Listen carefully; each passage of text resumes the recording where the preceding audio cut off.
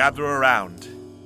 This story has been long in the telling, but soon we approach its end.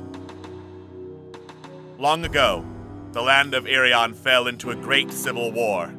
The city-states and the races therein all fighting each other for dominance over the land, only stopping when the great dragon, Dragatha, nearly burned the land to the ground.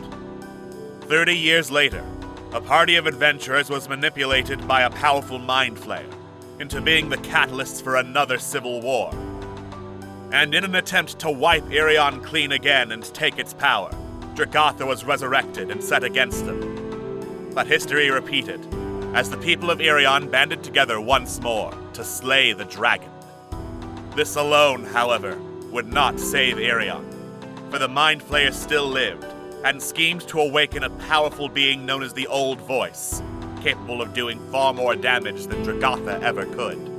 And even without that, the tensions of Irion still remain, with little to no proof that the Mind Flayer even existed.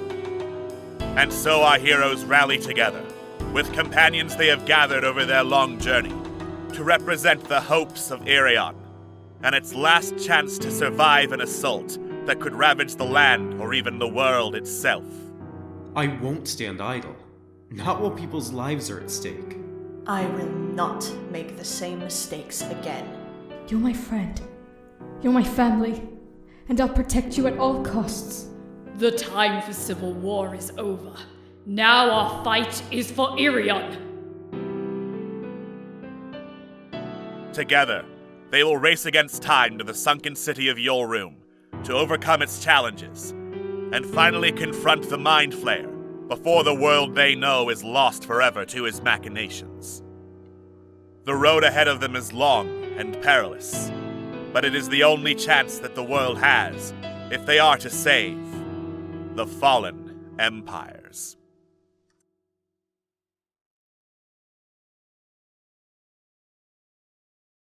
Last time on Rolling with Remix, Fallen Empires. The party teleported over to Malifane to back him up, after talking with the Dreadbringer was going very, very wrong. And after some mind-bending and reality-bending combat, our heroes had finally slain the creature. Or so it seemed, as he immediately got back up and started clapping, revealing he was playing with them the entire time. Nevertheless, the Dreadbringer offered the key, though before the heroes finally took it, they questioned him about some more inner workings of the cult of Ichthylos and what it involved. Namely, a wiping clean of the world, nay, the universe, perhaps, for it to be remade in a new image. What that image was, the Dreadbringer could not say.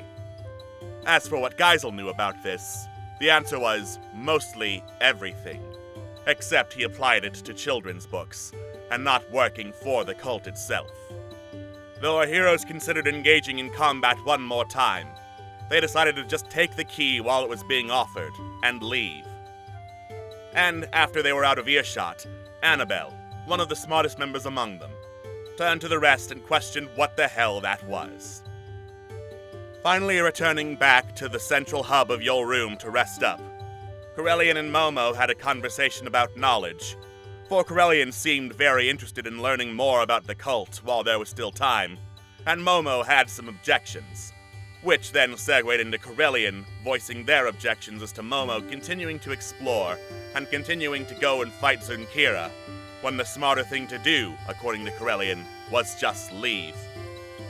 Meanwhile, a bruised and beaten down Raxidal had a conversation with Angel's Bane, trying to restore himself to the sword's good graces, and this ended with Raxidal stabbing himself in the stomach, and getting a stern talking to from Momo and Corellian, the healers of the party, for doing that. With grim knowledge on their minds, and the scars of the expedition to Yolroom still on their bodies, our heroes rested, knowing the expedition was far from over. What path will they take next? What other menaces of the cult of Ichthylos remain? And how many times are they going to poke the cult of Ichthylos? Find out on tonight's episode of Rolling with Remix, Fallen Empires.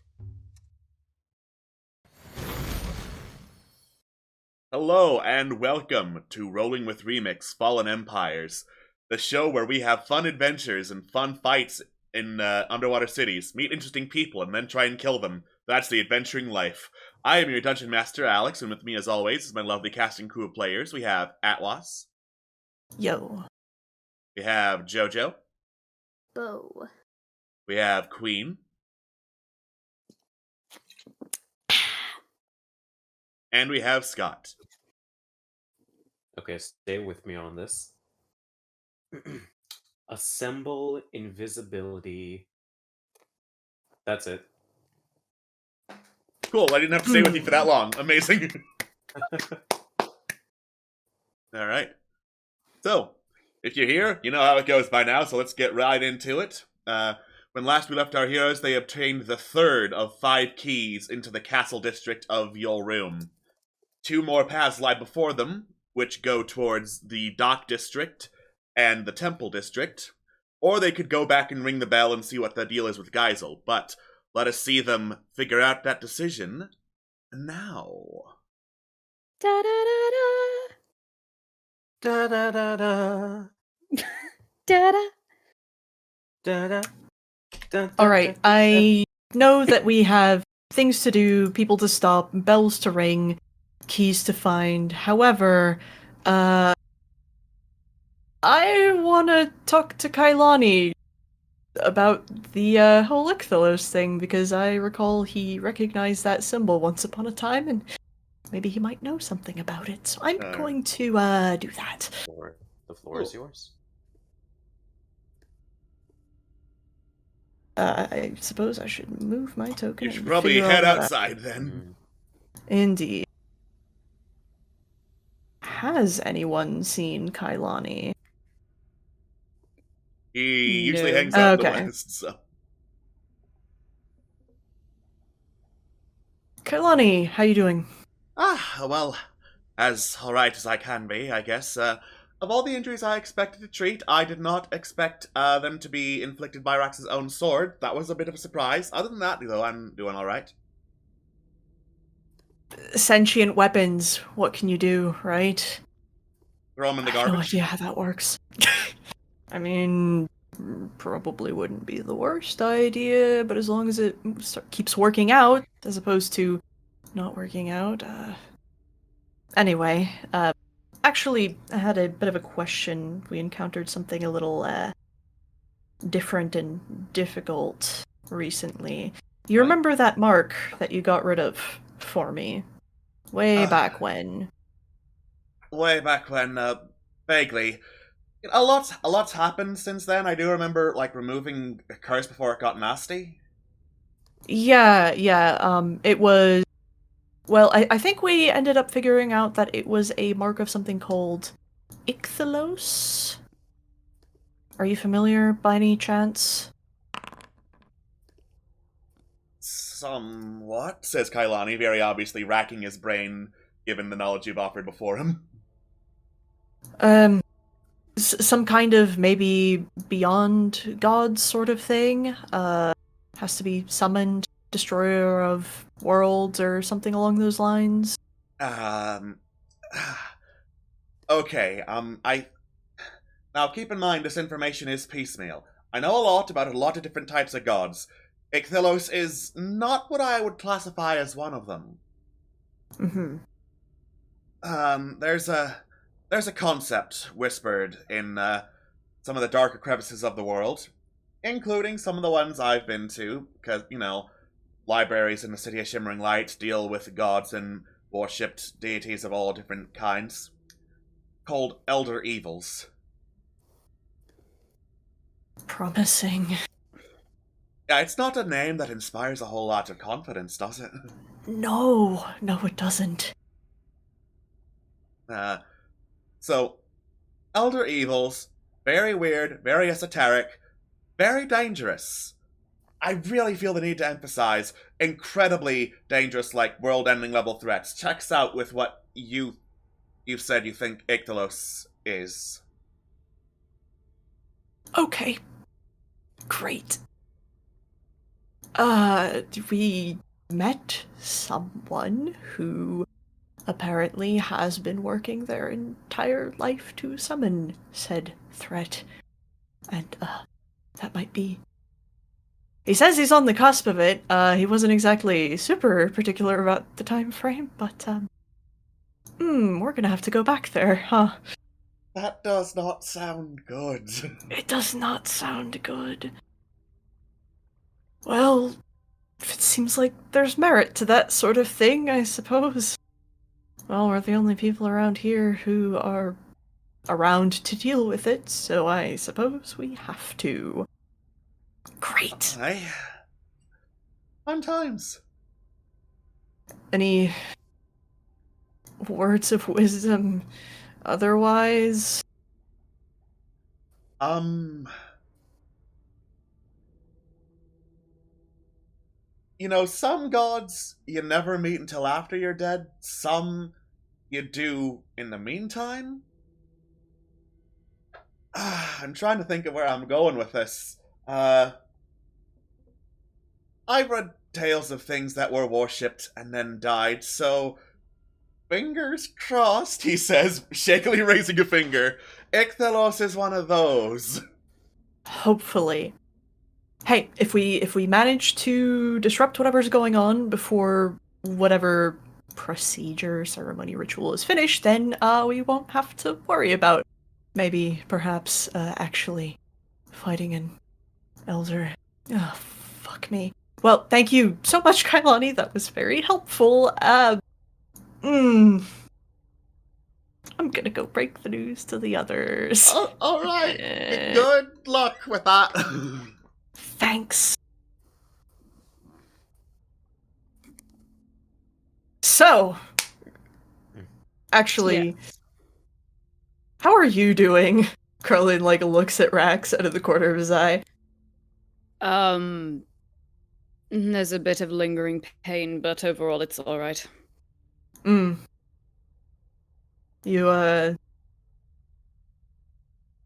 never mind. Sorry, I, don't really know where I was going with this. I know you're a knight and all that, so war is kind of your purview after a sense. Is that how that works? Yes, in times. Well, sorry if I scared you at all. Well, it was sudden, that's for sure, but, I'm not, I wouldn't say scared, mildly concerned, but then again, we've, fucked around with stranger and more terrible things, and also we have two very accomplished clerics around, and also I can heal a little bit, so it's just sudden. I'd say maybe warn someone next time, but that didn't really seem like something you could warn about, so, hey. It was a spur-of-the-moment thing. Say, Rox, do you have any, as a knight, were you ever in command of a lot of people or anything like that? At times, but majority of the time I'm more of a follower of sorts. Okay. Well, Why? I'm trying to figure out a good way to break some very bad news to, everyone. Well, mostly the party, since we're the ones who are gonna be going out, but, How bad is bad?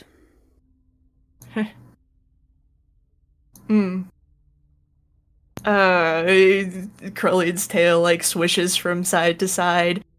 It's bad. Dreadbringer, bad. Oh. Ah, right. Yeah.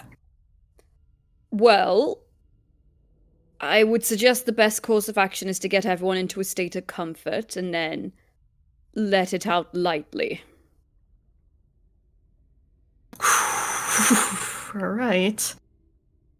That's good advice. Thank you. I'll see if I'm capable of that. Okay, yeah, Carly's just gonna make the rounds and round people up, including Momo and Malifane and stuff like that. I will get Flump for emotional support. Flump, we Momo. need you for emotional support. Okay. Meeting. Don't say you're the emotional support, though.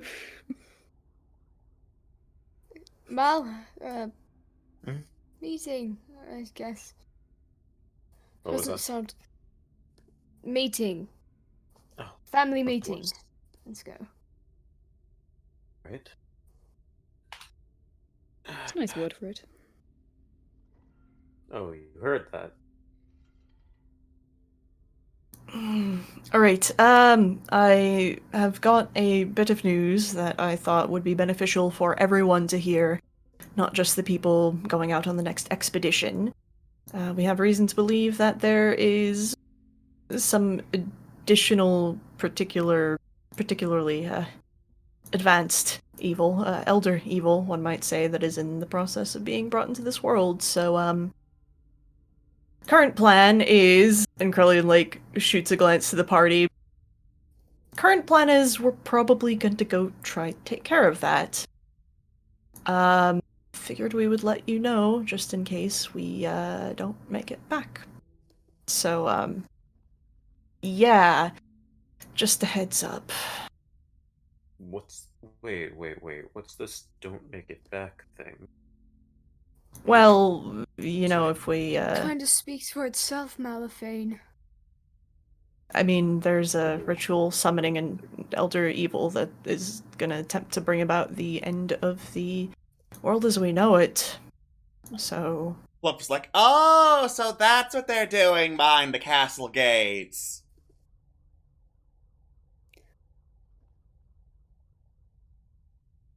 come to, I'm attempting to have thoughts right now. Sorry. No worries. A bold choice. Fuck.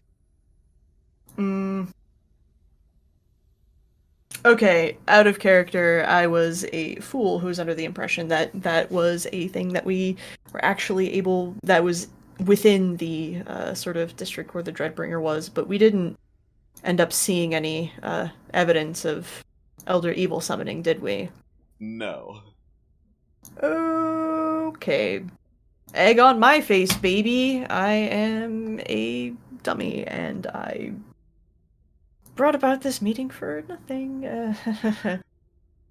Perhaps. I whispered Thanks. to you, just make it a morality thing, you know, boosting the morale. I already told people that we're... Okay. Well, twist it into a good thing! Right, good thing is, we are the majority of the way there. We still have 2 more keys before we have to actually get there and do things about it, but we are very close.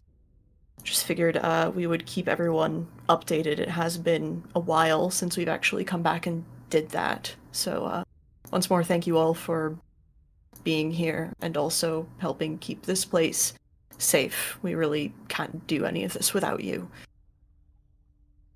Well, the update is appreciated. Thank you very much.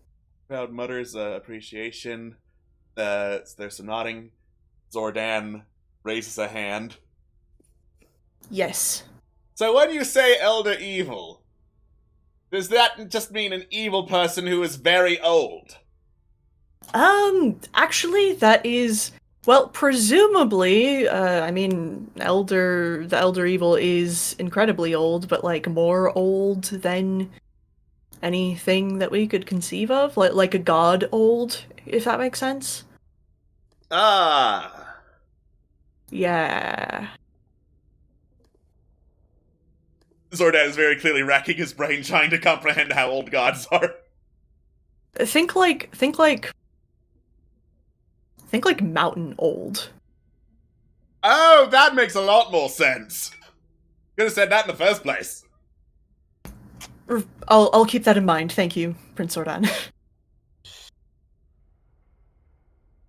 Right. Curly like whispers to Rex. Nailed it. Good effort. Thanks. I'm glad I could be here for emotional support. I'm proud of you, Flumph. Well, okay, I guess my next thing is I just want to confer with party, because, do we want to go back for lieutenant stuff and figure out what the deal with, Geisel is? You know, not just this person that we've been chasing information about since Check's Watch. the single digits, I think. I honestly think we should. I mean, if we might not come back from this, we might as well learn something for Trevlon. I mean, personally, I would say no. But then again, I've had no history with Geisel as opposed to all of you, so. I'll go with whatever you want. Mm. Malifay? Something on your mind? I'm just pondering. All right. Not where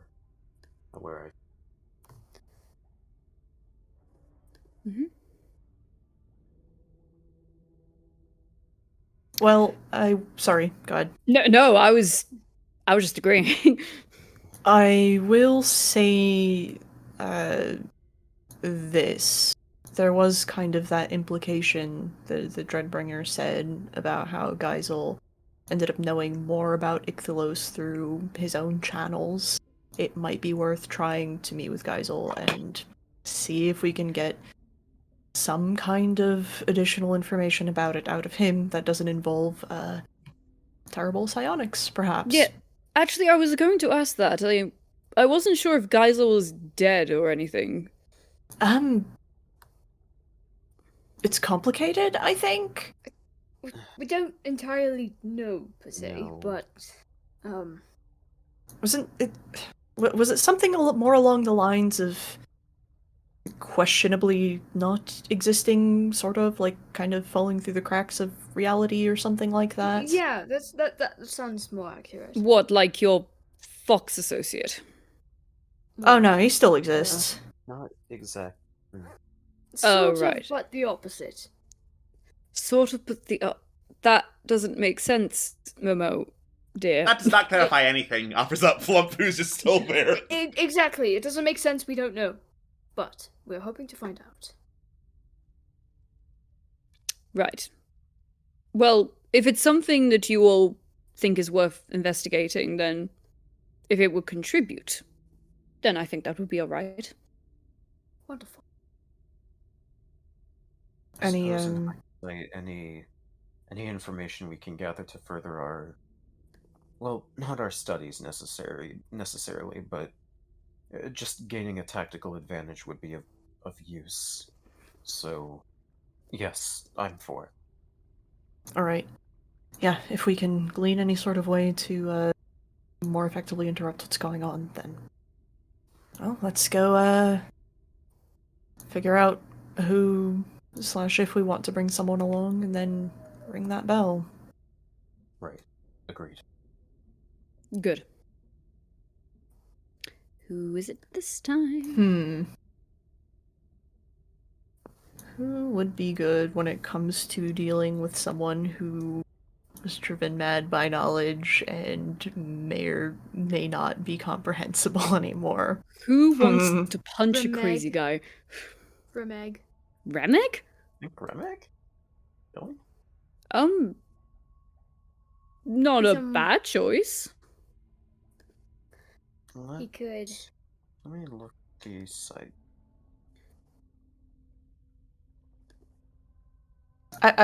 I'm very interested. I'm very keen to hear your reasoning.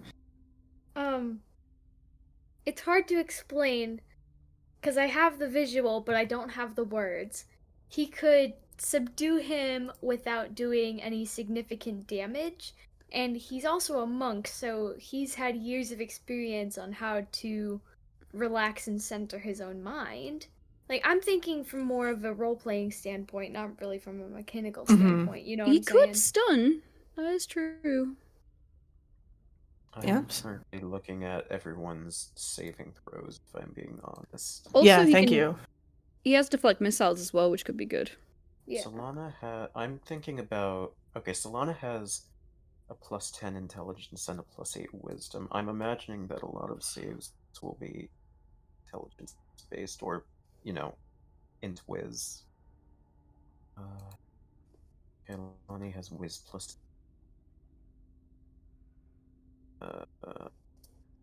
Annabelle, for some reason, has no saves. Oh, That was incorrect. She has intelligence and constitution. thank you.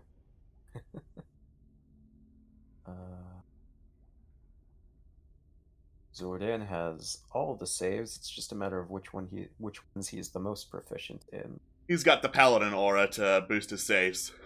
Ah, okay. He's more proficient in strength, con, and charisma. Remeg, dex, and whiz. AKA the two most common saving throws in the game. Yeah? Yeah.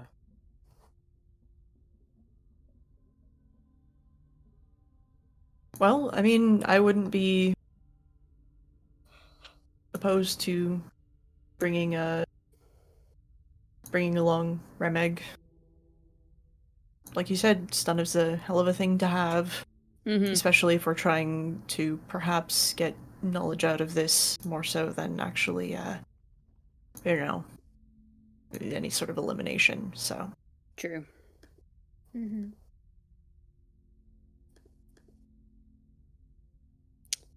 all right, I guess I'll go. I guess I'll go ask about that then. Hi, Remeg. We're going on an expedition. All right. Are you feeling up to joining us? I'm just double checking what Remeg was talking about because I have a chart of what their conversations these people get into while you're gone. I love it. All right. So, after the chat, Remeg was actually talking to Kailani. Basically, Kailani, from what you could overhear while you were making your own discussions, Kailani was trying to make up for his absolute fumbling of diplomatic talks at the meeting to be like, so, as representative of the Marrow, and can you be representative of the Akiti and help us out by, like, I don't know, being muscle for us or something? Because I'm not a strong guy, and Remeg is not amused. And as you approach, Remeg just holds up a hand. I don't think we're the right people to talk about this. And immediately about faces to you, Corellian. Sorry, what were you saying?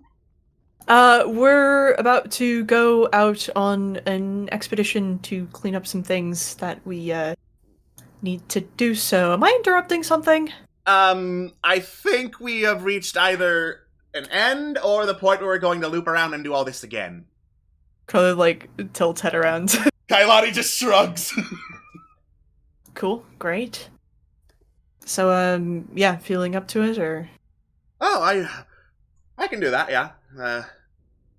It's something to do other than try to fix pieces of the ship, and that's not going well. No? Remeg looks over to the side, you follow his gaze, there's something that vaguely resembles the stern of a ship, and parts of it just like, droop over as soon as you look in its direction. I think we looked too hard. Oh god, averts eyes. I hate to suggest this truly from the bottom of my heart, but have you considered asking Scam for help? I've been fortifying the place! Listen, if there's an Elder Evil who's behind that door, I don't want it to go, knock knock, I see you don't have anti-Elder Evil defenses and no Elder Evil insurance. We need the insurance, Corellian, because if this all goes to hell, someone's gotta fucking pay me. Not if the world ends first, but okay, let's go then. I have a migraine already. Don't stress. No pressure. Flump, you have to be the emotional support. Flump, floats up to Corellian, nearly bumping into him. I am your emotional support now. What a good lad. Very appreciated. Thank you. That's very kind of you. Glad you've decided to stick around here. It's nice to have you around. I concur. All right. Let's get going then. Let's go ring that bell. Solve the mystery of Geisel. Ring the bell. Alright. You head over towards the bell that was in front of the wealthy district. and ring it with a loud bong, bong, bong, bong. It echoes through the hub and through the streets and waterways that lie ahead of you. Oh boy. Finally, Well, the ringing fades.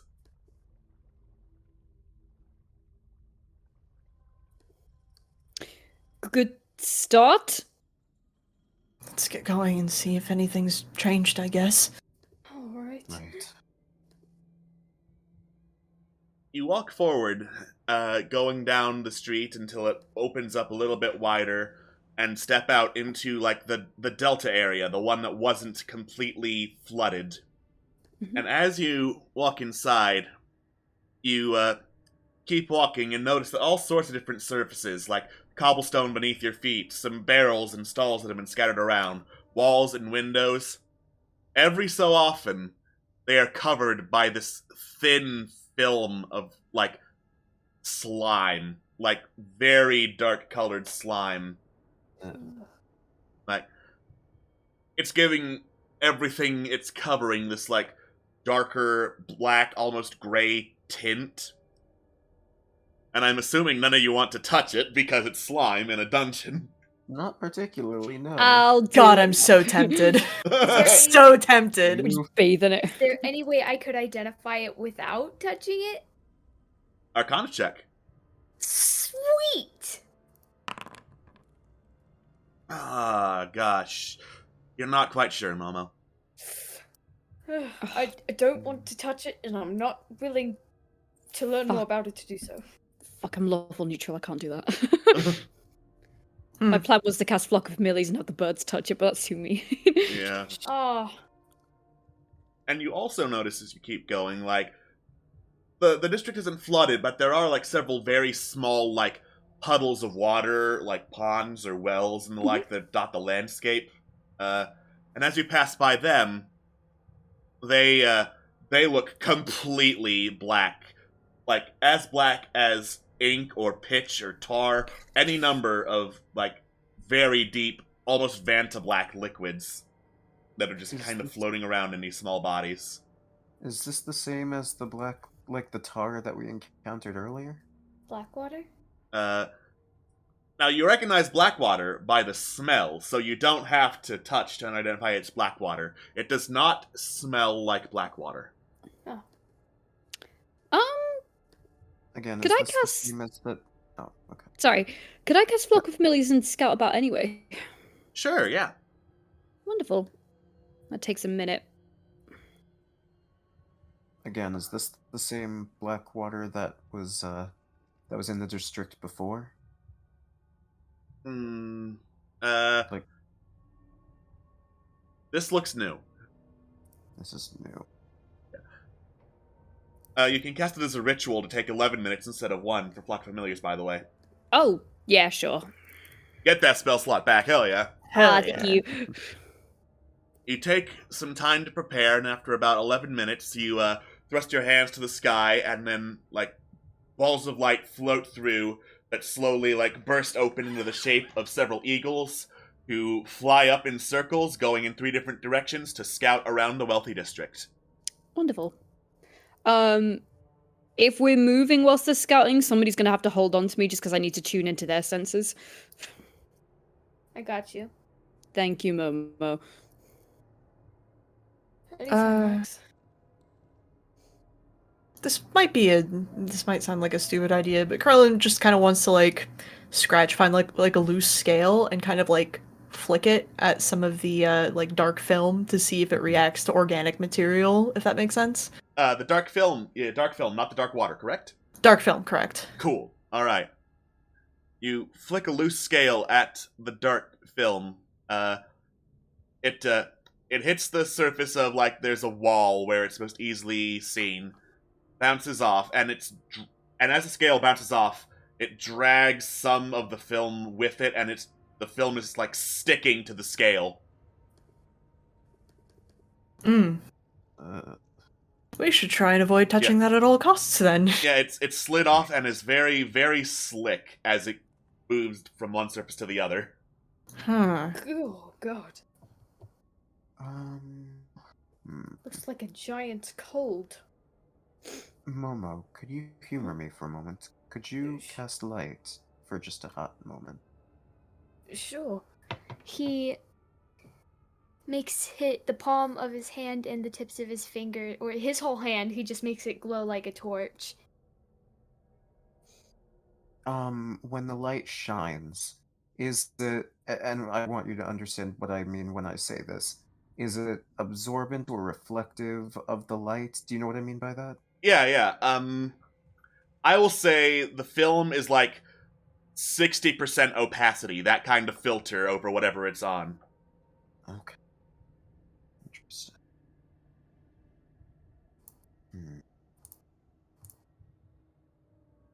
You know what? For funsies, I'll do the scale thing on some of the intensely black liquid as well. All Why right. not?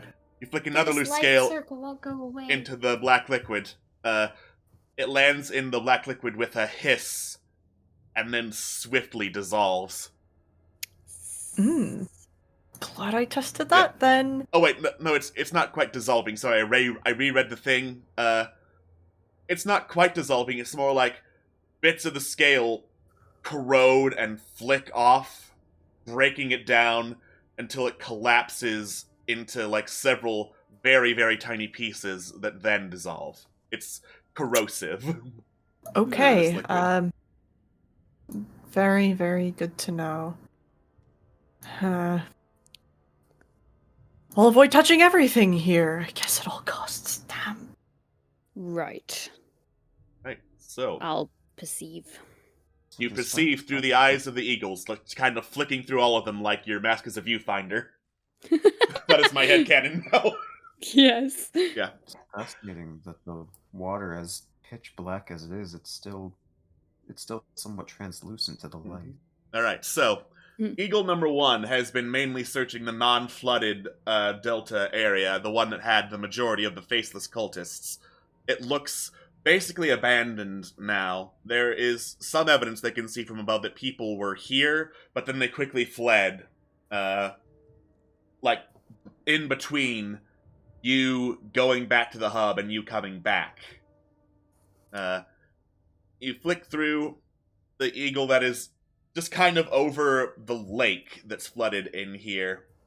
Not all of the lake is black water. In fact, because the lake is a large body of water, patches of the black corrosive liquid are few and far between. It's in the smaller bodies of water that the black liquid is the most concentrated.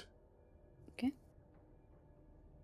And then the third eagle is the one that's flying from like mansion to mansion, from the buildings to buildings that are sticking out of the lake. There are a couple of humanoid figures on top of the roofs here, separated by quite a distance of water that just like look back and forth, staring. Are the eagles being stealthy? Yeah. Alright. In that case, I'm just gonna roll real quick for spooky creature here. R.I.P. Mulligan. R.I.P. Mulligan. Are your eagles named? Yes. Staring upward as the eagle as it flies, but otherwise not really doing anything. Okay. They fly to the various mansions. The Mudcoat estate looks empty as before. Yep. The I'm trying to remember. The Bright Mantle residence. Yeah. They look down in, and it just looks like static from the eagle's eyes as they look down there. Oh. Like, whatever you're trying to perceive just, like, absolutely rejects being seen. So the eagle flies somewhere else, towards the Greyhand manor. And that one, the eagle can hear, like, merry laughter coming from within, as if absolutely nothing changed between ringing the bell and not ringing the bell in here. Brilliant. I'm relaying this to Momo as we're walking. Well, technically to everyone, but since Momo's onto me. But I'll put emphasis on the fact that I can't see anything from Bright Mantle. Momo's relaying what they're seeing on their end. Huh. can't help but wonder if it was like that before, but, I mean, cultists fled. It seemed like most of the cultists that we saw appeared to be kind of associated with the Dreadbringer. I mean, it might not be the worst idea to check in on, the place we didn't check in on. Yes. Mm. Although places with laughter aren't exactly very promising. Both in terms of, like, the fact that this is probably evil laughter and in terms of social situations, parties can be a bit of a drag nowadays. Yeah. Well, no time like the present. And if I recall correctly, yeah, okay. Yeah. Let's go towards the Greyhand estate then, I guess. Right. Yes. For the hour, I'll keep perceiving as we're going along. All right. You hop in one of the boats and get to sailing. There are still bits and pieces of the corrosive black liquid that are in the water, and I would normally have you all roll for watercraft check, but Remek is a sailor and knows exactly what he's doing. He just grabs an oar, pushes around. I'm assuming we don't want to touch those. Yeah, no, that would absolutely break the boat. Yeah, this is a very shoddy boat to begin with. Let's not do that. Thank you. Thank you. Right. This was a good choice. So, you sail around like the patches of black liquid and eventually get to like a makeshift dock in front of the Greyhand mansion, which looks pretty fancy, all things considered. This is a wealthy district, so no real surprises there, but it's relatively intact. There are all sorts of, like, banners and signs decorated outside, reading stuff like, welcome to the house of Berthram Greyhand, collector of the strange, and other self-aggrandizing statements. There's even, like, a little, clapboard sign posted outside saying, sandwich board sign, sorry, that's what I meant to say, sandwich board sign that said, thrill at the great collection of stuff that Berthram Greyhand has collected, including, and there's a whole bunch of stuff that is very common on the surface world, but not underground. I was gonna say, if he's a this is the first time we've heard his name, right? Like, coming here. No. Hold on. I'll look it up. We have heard a reference of him before. I think we might have read it, actually, but I'm double checking it right now. Like, how far back?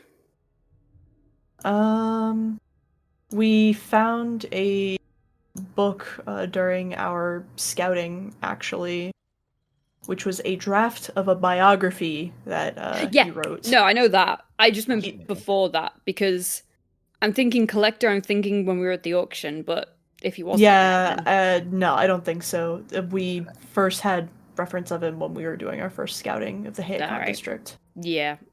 I have that book. He sounded like the worst. He's going to think I'm a thief or something. Well, wouldn't be the first time. Oh? What, do you think I was the only man going after my wife? God, all the men in court hated me for a while. I see. Okay, then. Wait, what does that have to do with thievery? Well, they all challenged me to duels and stuff to fight for a hand because they thought, oh, you've stolen her from me and stuff, and it's like, you never had her to begin with. She's not an object. Yeah, I mean...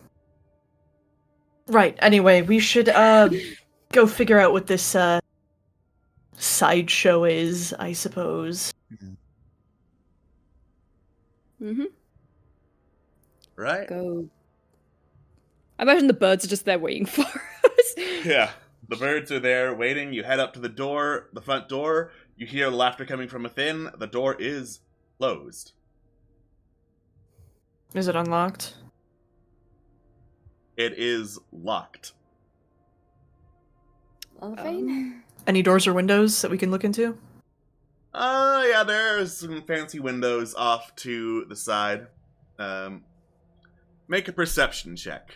Are there any above? Yes, this is a multi-floor mansion. Can the birds go up? The birds can go up to look through those windows. Sweet. I'm sorry, I zoned out for a moment. What are we rolling for? Perception. Perception to look Looking through through the some windows. windows. Where is my I'll perception? let you guys handle that. I'm too short to get up. Actually, no, these are dwarven-sized buildings. I wouldn't be These are too dwarven short. But buildings. I'll let you guys handle that anyway. All right. Eagle. I can roll 3 times. Oh my god. Cool. So, let me double check this map. Entertain you. Eagle can close. So, the eagles actually peer up through one of the upper floor windows and notice there is like this massive pile of what look to be spell scrolls and magical artifacts arranged into the shape of a man leaning up against one of the upper floor windows. Oh. Oh. That they are currently looking inside. I like to picture this as that one scene from Chicken Run where all the chickens are just looking through the binoculars. Mhm. Is this... Alright, this is out of character because Rax wasn't there, but is this similar to the page golem? So, it does look vaguely similar. It's not made up of random pages. It's very clearly made up of a whole bunch of scrolls instead. And it has like a sword mounted on it. It's got more metal bits than a page golem would have, basically. Alright. Now, the other perception checks before anything happens. Okay. Momo and Melifane look through the bottom floor windows and take a listen. The laughter that's from within appears to be the laughter of only one person inside. There's no signs of anyone else in the building making any kind of noise. And Melifane, with a 25, you occasionally catch glimpses of like a humanoid shadow around the corner of one of the hallways that you can't see down because you're not in the building, but only through the window. But there is one person who is inside here, presumably the one who's laughing. Oh dear. E.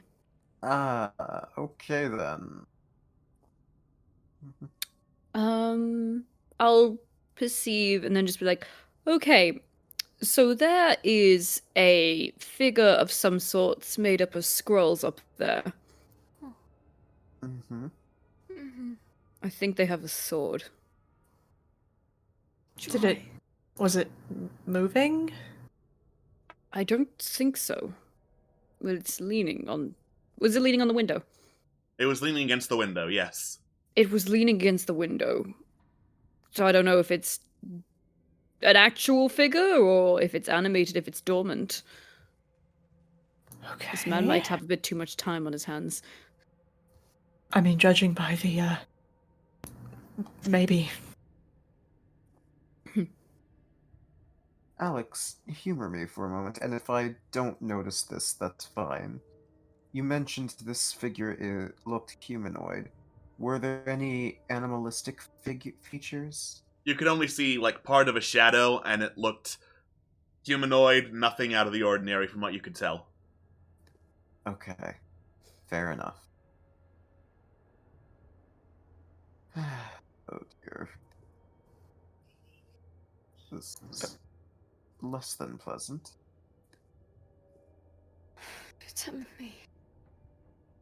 Are there any, other entrances to the place other than the front door, back doors, stables, etc., whatever? Roll investigation for me, please. Great. Super good at that. Want me to help with them? Sure. Please. By all means. Alright. So it takes a little bit of climbing around, because there's a whole bunch of junk that's piled up around the sides of the mansion. But, like, squeezing through those, clambering around, you can see, like, some back entrances to what presumably was a garden. There, because you see a bunch of soil and what were plants outside, but they are all long since, like, wilted, drooped over, fallen over, otherwise dead.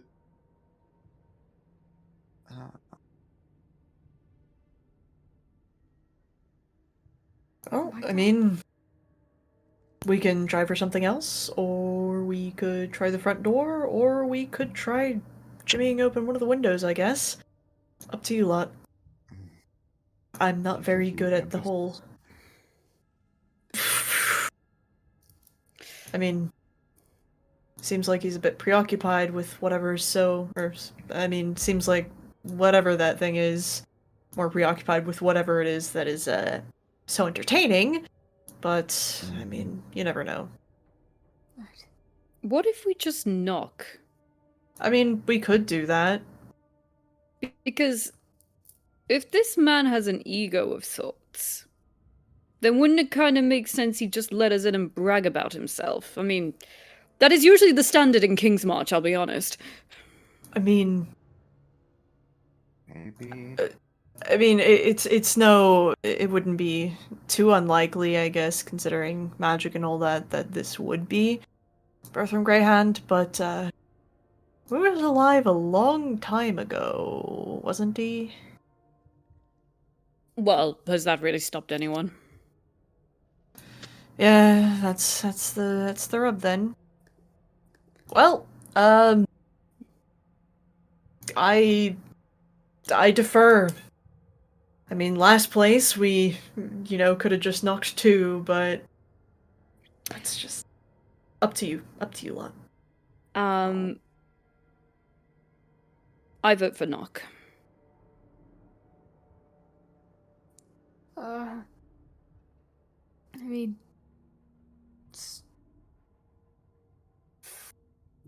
I don't like the idea of knocking, but you know what? I'm overtly cautious sure. either way. Perhaps we should have someone on standby just in case. Yes. Very good idea. Actually, Rax, a thought struck me. Most of the stuff around here, most of the stuff listed on, like, the clapboards was surface stuff. Guess what we have in spades? Surface stuff. Wonderful. We're curious tourists looking to see the sights, and this certainly is a sight. Sound good? Sounds perfect. Excellent. Well, let's go knock then. I will knock on the door. Alright. You head up to the front door and knock. The laughing from within stops with a little bit of a sputter, and then you hear, hello there, I'll be just a minute. And then, a few seconds later, you hear the unlocking of several locks at the back of the door before it creaks open, and this relatively tall, for a dwarf in fancy-looking purple and black robes with a long white beard going, like, all the way down towards about his knees, stands before you, and he looks over at all of you, gives a slight chortle. My goodness, you are certainly not the usual visitors I get around here. Is that right? No, sir. We are, in fact, tourists of sorts. Oh, tourists, you say? Oh, no doubt you have heard of the great Berthram Greyhand and his magnificent collection, yes? Oh, absolutely. And he pulls out the biography and just like, actually, I'm a very big fan of yours, sir. Immediately, he just, like, pulls the pen out of his robe and signs it. Oh, absolutely. Like, on instinct. Nice. Did you Oh, just become thank best you, sir. friends? I'm sorry, I didn't quite hear that, young one. What was that? Did you two just become best friends or something? Alright. Berthram Greyhand turns to you, Momo, and is about to say something. does a double take. Oh my word among all words! Is that an Aarakocra with you? Yes. Yes. I haven't seen an Aarakocra in. Well, I was about to say an Aarakocra's age, but that's not very long at all, is it? I was under the impression there were not any. Not much anymore, but hopefully that won't be the case for much longer. Hopefully, yes, of course. Please, come in. Freely of your own free will, in case you're vampires or anything. Oh, no, not at all. No. No, not a vampire. Just wanted to make sure. All right. Put that on the record. Also not a vampire, says Reneg, holding up a hand. All right. You walk inside. Berthram closes the door behind you, locks it. Chunk locks it. You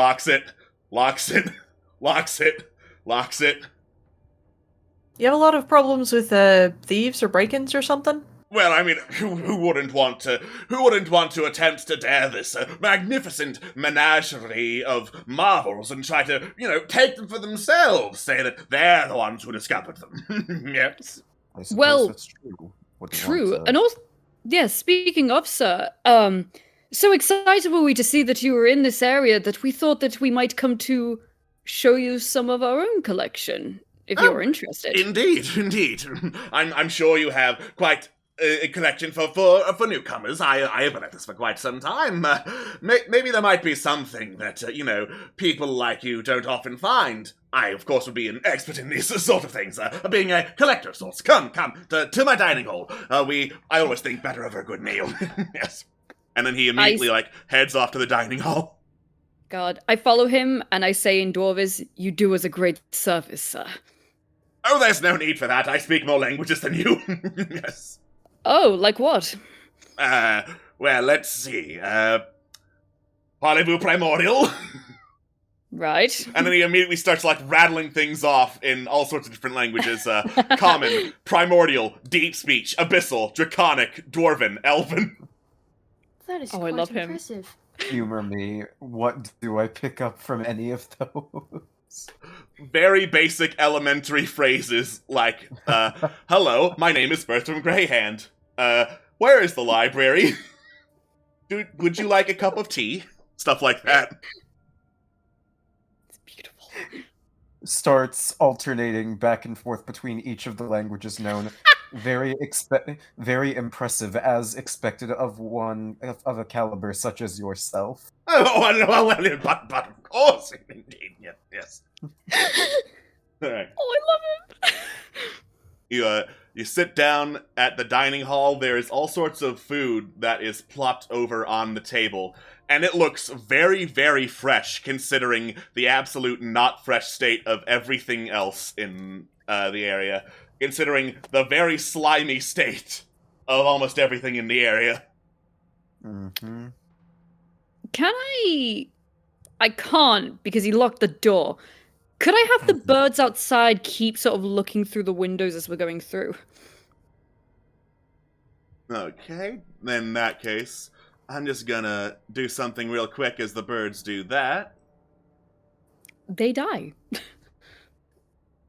Alright. Now that's for another 10 minutes. Also, Chat's very sus of Mal being a vampire. But wait, what? I mean, he didn't Everyone say else anything said about... You're not a vampire, are you? Because if I ask, you legally have to tell me. Not like that, no. Do you have a mirror somewhere? I have several mirrors, my boy! Looks at There is me- one looks mirror at that I me. did lose, though, hence the need for the locks on this place. I see. Wait a... Out of character, wait a fucking minute. What? Oh, dear. Waiting. Waiting.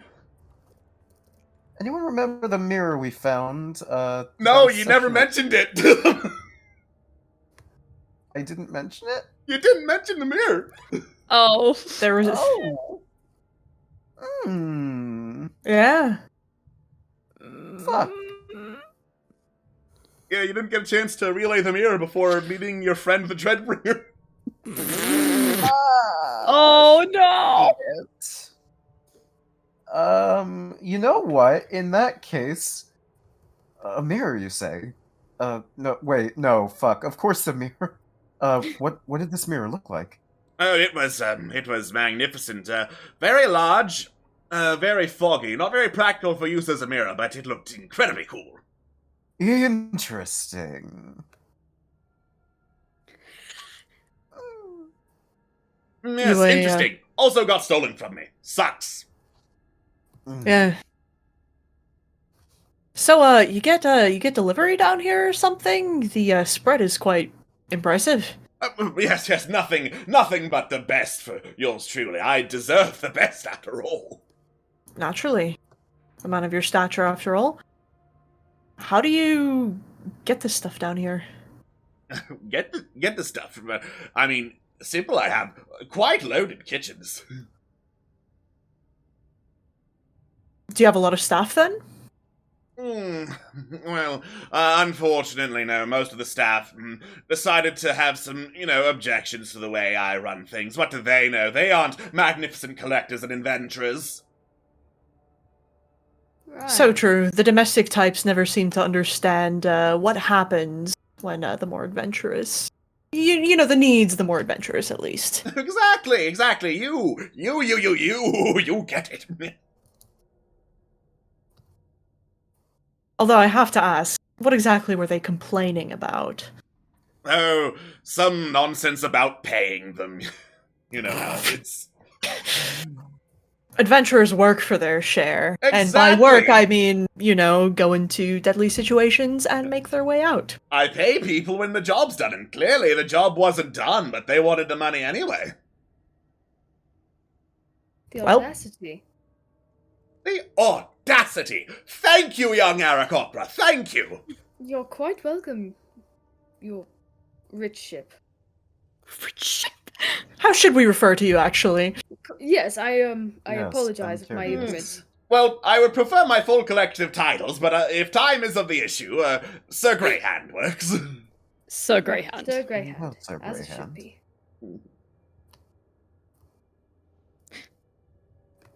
I love how he's just not asking our names. Why should he care? Yeah, I know. Yeah, you're not famous.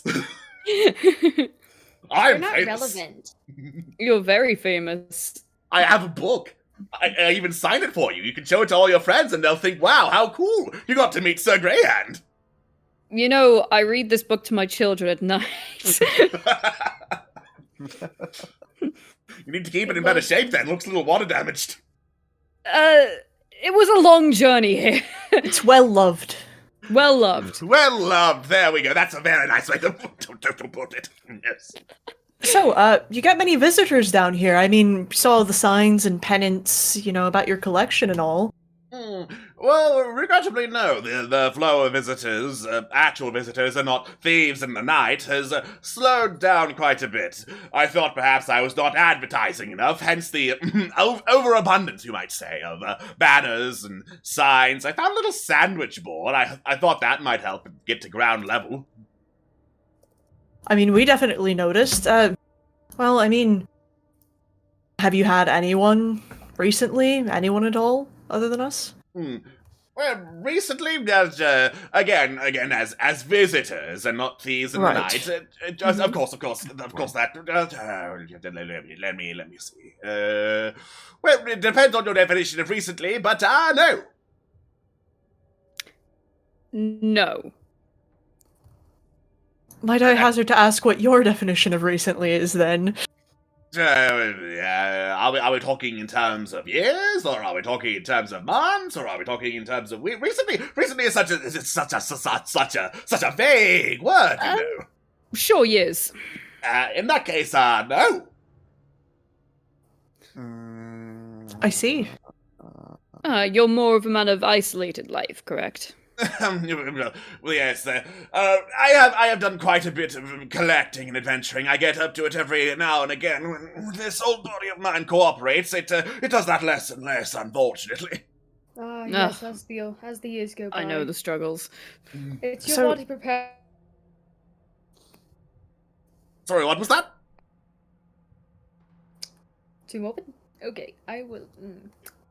No, I didn't hear you. He just pulls out this platinum ear horn and sticks it in his ear.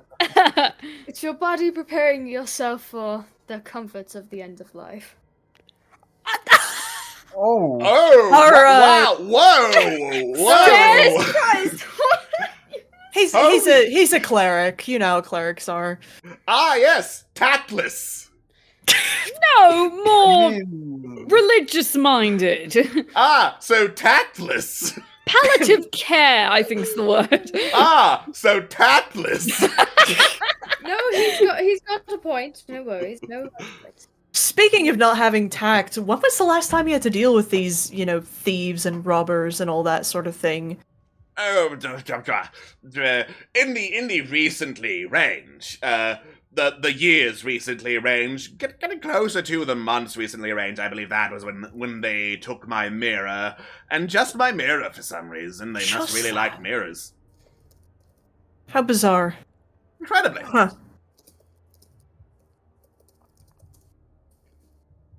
Quiet. Sorry, I'm jotting stuff down. Yeah, no, you're fine. Oh yes, please take notes. Maybe one day you'll be almost as famous an author as I am.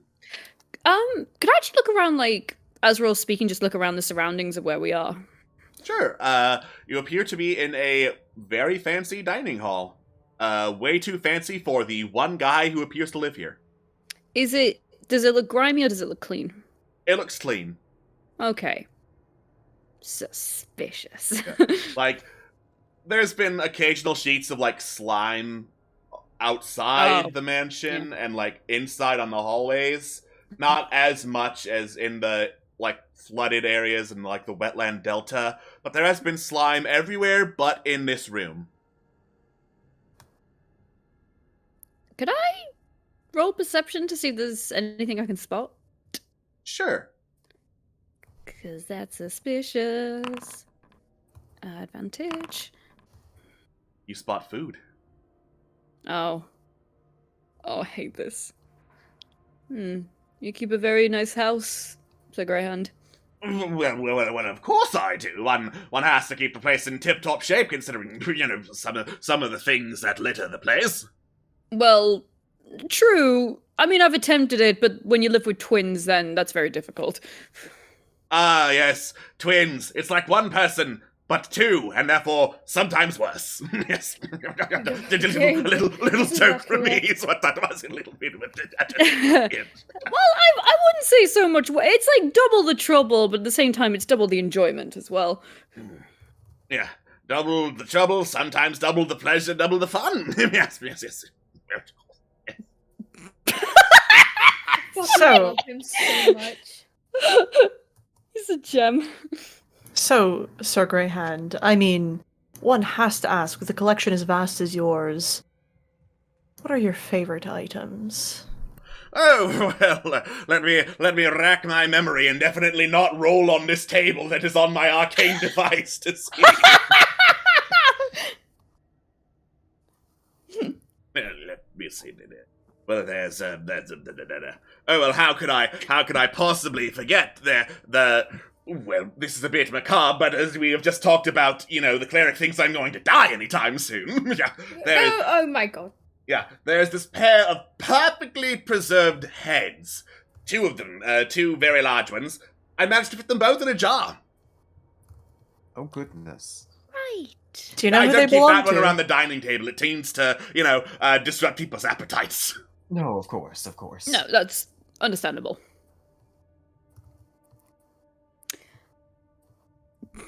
Anything else? Ah, well, since you've asked me again, I might as well say it again.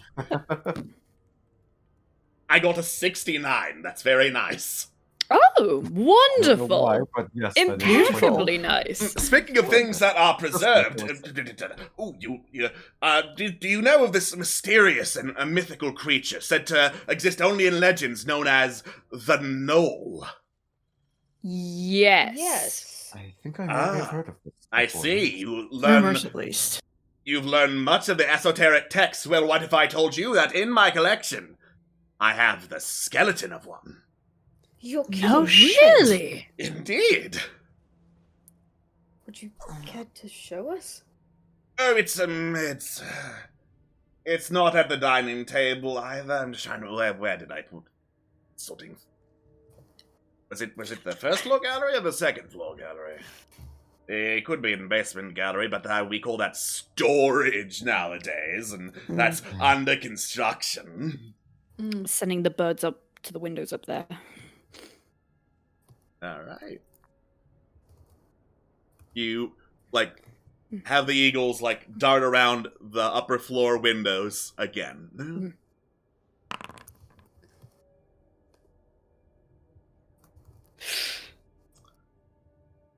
The eagles are looking around through various storage areas. Looks like on the second floor, there is the skeleton of a gnoll that looks really well preserved, picked absolutely clean of flesh and muscle and anything meaty, and it's just being held together by small iron rods in an attack position or the vague approximation of one. Mm-hmm. The eagles also notice that the spell scroll creature has moved.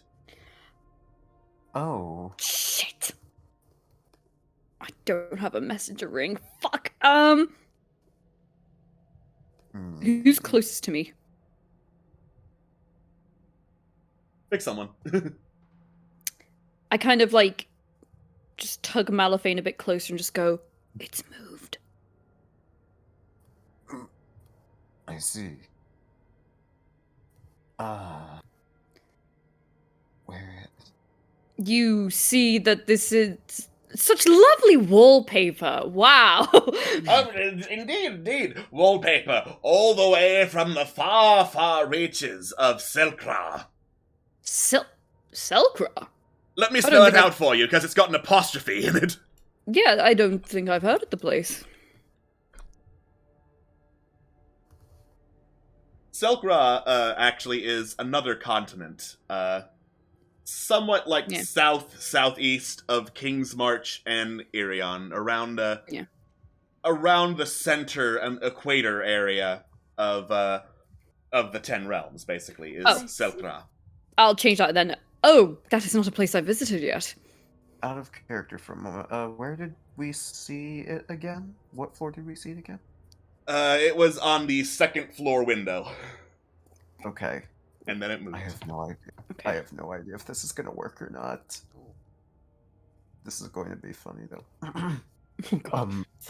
Pardon my intrusion. Pardon my intrusion, but, do you have a restroom I could use by any chance? Yes, actually, it's, you go outside and turn right, and it's immediately right there. Thank you very much. He's going to walk outside, and, while he does that, I think now's a good time to probably use a grappling arrow to scale and see what he can find as well. Because, oh god, any other eyes would be better than none. Good. Cool. So yeah. He's going to try and get out of eye shot and get to one of the other parts of the building and fire off a grappling arrow. Shaboosh. Whoosh. Hello? Oh, there we go. Shaboosh. Alright. I'm just gonna roll something else that's hidden real quick. Could I assume that Rax is, caught on to what Mal's doing? I'm just gonna do something else real quick. That's fine. I don't like that. I don't like shit. that either. I don't like that one bit. That's fine. Unless you rolled another 69. Nice.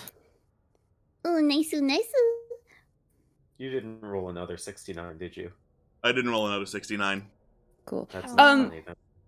Just because I'm going to assume I know what Mel's doing, Rex is going to, speak to Greyhand and just be like, so, do you have any riveting stories from any adventures from King's March, perchance? King's March. Oh, yes. I believe it is when I went down to find some of the merfolk of King's March, and then took a little bit of treasure there from their Sahagin. If that's how you pronounce it right these days, right? Isn't it Yes. Sahagin? The shark people. I took some stuff from them, and it was quite fascinating. That is very risky business, Sir Greyhand. Oh, indeed. They were quite mad about it. I hear they're still at war. Yes, it's, they're like the grey area, but, it is a marvel you're still alive from that encounter. Oh, I don't think so. There are many marvels, but my survival is not one among them. My survival is, well, how should I put this? Well, obviously I'm going to survive. I'm famous. Yes. You're famous. It will be a tragedy if you died. A sheer tragedy. That is Alright. hopefully not foreshadowing. So, Malifane, you fire up a grappling hook arrow along the side of the house and start climbing up to the second floor window where you saw the spell scroll creature. You peer Right. through, you don't see him in there. Ooh. Is there any footing which I could scale? Not really. It's up to you and your firm grip, Malifane. And I Oh, only have a well. +4 to athletics. It's a miracle I have athletics, but still. Well.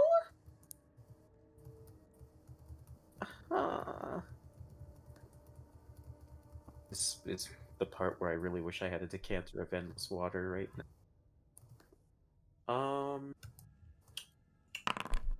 Well, there's really I do. I'll be right back. I'm sorry. It's alright. Alright. Quick question, while we ruminate on that. Has Greyhand eaten any of the food at the table? He has not. Okay. I will follow the example of the host then, for now. It's too busy chatting. Suppose so. I am so sorry about that. Oh, you're fine. Alright. Anyways. Alright, if there's no footing, then I guess the only other thing I can do is just see if I can have Anuki scale the side of the walls with the window and see if he can find anything. Let's go, familiars. Let's go. So I will come back down from the rope or gossamer in which the arrow was fired. I probably knock that off of my rogue bow. So go. And I will say to Anuki, check the windows on the second story floor. See if you find anything there. If you see anything that looks suspicious, please report back. Also, if you sense any sign of danger, anything that would put you in danger, come back. Alright. So, Anuki starts scaling up the wall, first checking out the window that you peered through. Anuki, similarly, doesn't see any signs of life from inside. Do you want Anuki to try and get in? You know what? Yes. Yes, I would like that. Alright. So, Anuki attempts to squeeze through a little small crack in the window to try and get into the room that previously the creature was seen in. And I'm just gonna not private DM roll this one. I'm gonna have Anuki do a little bit of squeezing with a pretty high modifier, because tiny. Alright. Hey. They squeeze on through. Take another look around now that they can see. It looks like a pretty dusty corner of this particular mansion. Not very well maintained. Has some like rusty shields and swords scattered around the area. Couple of, empty boxes with their lids flipped open. And as Anuki crawls down to get a further examination, getting to the floor, a rune appears on the ceiling. Oh. And this loud, woo! Woo! Woo! echoes through the mansion. God, it's a good thing we knocked. Mm-hmm. What's that? What is that? That would be my alarm. A burglar alarm. Burglar alarm. Oh. Trying to Shit. feign ignorance, Malifane walks back in. He kind of disengages from Anuki and comes back into the room just saying, I heard that sound. What was that? That would be the alarm. Berthram turns, looks at you. I didn't hear a flush. Sorry, what was that? I didn't didn't hear hear a flush. I lost my way. I still couldn't find it. It's very simple directions. Go out the door, turn right. It's literally right there. It's No. impossible to miss. No, That's no, not you'll exactly the most important matter right now, is it? no. You'll have to forgive the boy, Sir Greyhand. He can be a little bit thick at the worst of times. I'm going to need a deception roll. I say that very affectionately, Malifane. Deception. Oh boy, deception. I do. Well, I do have luckily you weren't the one who Indomitable. had to make the check now, were you? I do have Indomitable. Does that count for this? All right. So, Raxidal, you are of absolutely no help to Malifane, who Greyhand is now staring down. Oh, great. Right. That's fine. Greyhand continues to stare. Listen, Malifane doesn't have a malicious bone in his body when it comes down to it. Indeed. I'm sorry to have disturbed you. Now, that being said, I'm sure you have faith in this friend of yours, but I cannot account for his whereabouts. When this alarm went off, it's still going, woo! Woo! By the way.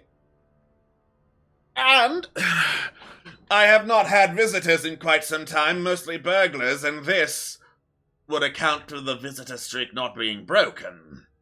Well, where is the alarm being set off from? Empty your pockets, boy. Of course. Actually, wait, what the fuck? No, that makes sense. Yeah, no, there's mostly just coins in there, with the exception of... But I still have a pouch of cinnamon and flour in here. Just as I thought, he says, picking up the pouch of cinnamon. I beg your pardon? The exotic Kanyako spices from my kitchen! The what? You were trying to steal my spices, boy!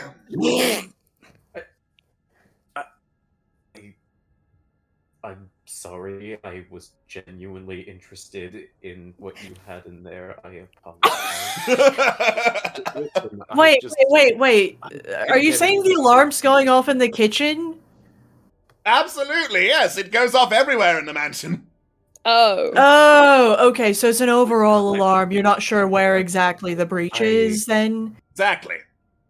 Okay. You know what? He hands the cinnamon to him. I'm sorry, I've just been getting back into baking, and I guess I just got a little jealous. I apologize. Oh my lord, Malifane. How dare you, sir? I offer you hospitality and I get this out! Out with all of you! You disgust me! Even you, Aarakocra. What did I do? He just has the saddest look on his face. You, I was willing to keep around for some more conversation, but then you were like, you should die, you're getting very old. No one I says had that! no meaning behind that whatsoever. Look, I think there is a misunderstanding here. Clearly. We should all take a deep breath. You can take a deep breath outside when you leave. Very well. Let's go. My very unique Aarakocra toys that you'll only get from me. He leaves as he closes the door. Well, Rax, you got the one thing you wanted here, which was the signature. After all, you so very much... You so very much, God, I was gonna be smooth, but then I forgot the fucking word. Admired Sir Greyhand. It really is a shame that we didn't get to see the rest of his extensive collection. I know. And he also didn't get to appraise any of the things that we brought. We came to find an expert, but I suppose we'll have to look elsewhere. That really is a shame. Make a deception roll. Alright. I believe in you. Don't ever talk to me about rolls again. Belief! Oh my freaking god. Well, if you have something interesting and aren't here to steal my spices, you can stay. The boy has to go. Personally, me, I'd never dream of it. Malifane, you need to go outside and think about what you've done. Bad. Bad Malifane. Bad Malifane! Bad, Slowly says Redneck, fades just offering up a down. single, very shaky wagging finger. Slowly feigns, just walking down the road in shame. Very naughty, Malifane. Very naughty. Wait, isn't the door still locked? Yeah, the door's still locked. He goes and sits in the fucking corner. But again, like, the moment out of eye shot, the moment the door is shut, like, reattunes to Anuki. Alright. Also, I'm having the birds separate and go to different windows to see if they can find the scroll golem. I'm just gonna do something real quick. Can you not? I'll be really, really nice.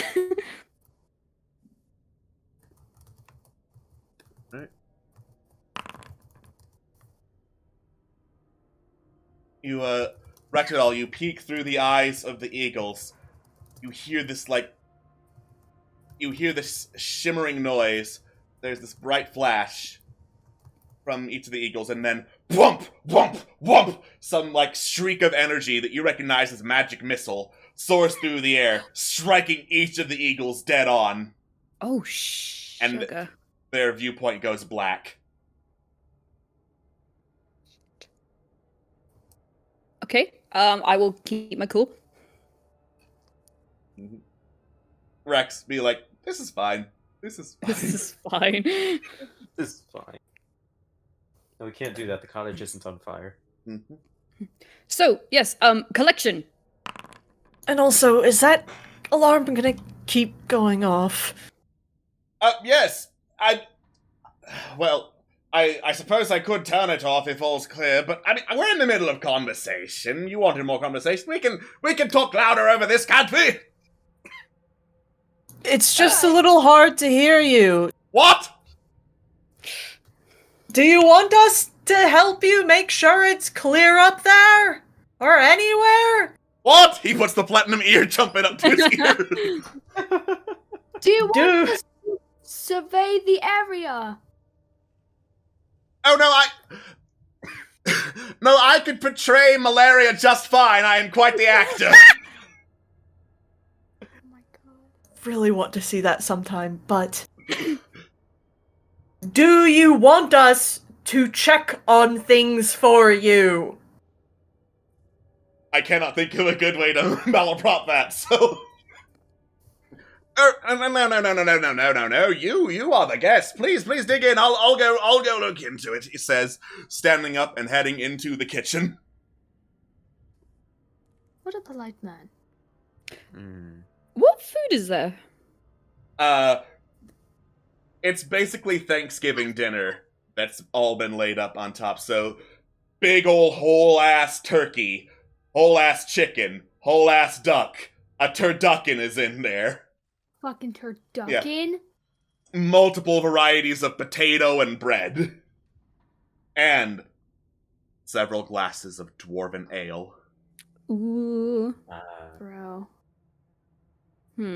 Right. Just because I'm sus, but also I've got good con, could I dip my pinky into one of the dwarven ales and just, on my tongue?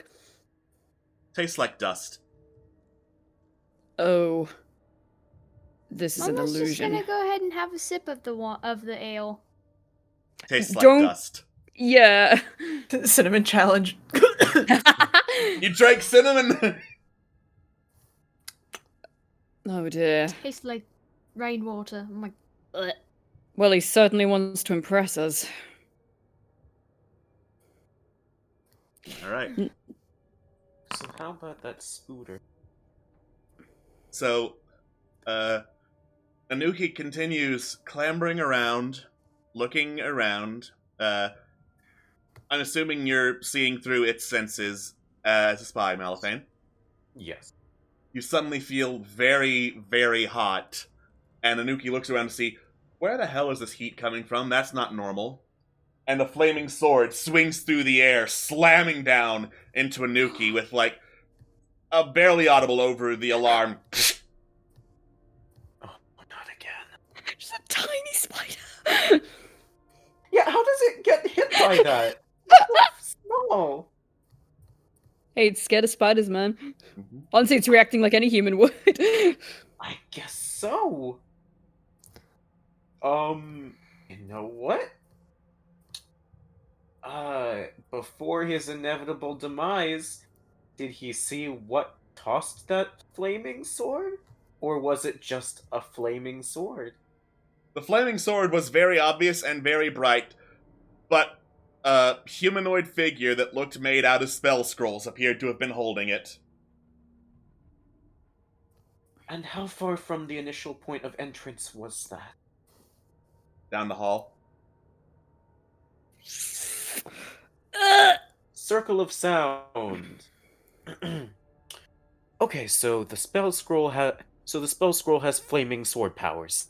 Don't know how else to tell you that. It's down the hall from where Rax noticed it. Oh, by the way, Rax noticed it. I didn't hear Flaming that. powers? That seems so inconvenient if you're made of paper. Oh, also that mirror he was talking about. Yeah, I found that. I found that when we were in the district earlier. It has souls trapped in it. Didn't think to tell you earlier because I forgot his name. I'm sorry. Greyhand. The Dreadbringer? Dreadbringer. Oh, I didn't think Dreadbringer. to tell you earlier because Dreadbringer. Valid. Yeah, Cullen will sort of like lean over and tell Rax what was said. Right. We need to take scams off of him and give it to you. Yeah. Also, not to worry you even more, something shot my birds out of the sky. Oh, joy! I'm sure it was magic missile. That Great. does not sound good, says Remek, who also did not hear the circle of sound. Oh yeah, I'll whisper and fill Remegan as well. Alright. Ah, that sounds really bad. The alarm shuts off. Berthram returns. Ah, well, it wasn't just the boy trying to steal my spices. You see, there was some pests that had made their way into the manor. Now, I like to keep my manor pest free, so that the artifacts down here don't degrade. What? Of course, Oh. of course, of course. No, understandable. I'm not a fan of insects either. Berthram tilts his head. I didn't mention the type of pest. Well, I normally associate insects with pests. Yeah, they could also be rats, is the thing. Hey, Looks Excuse- at Remek. Yeah. hey, Ow! First of all, ow! Second of all, that is not the worst thing I've been called. God, I'm sorry, but also, Present company excluded, of course, he says with like a dismissive wave of his hand. Yes, I didn't want to be rude.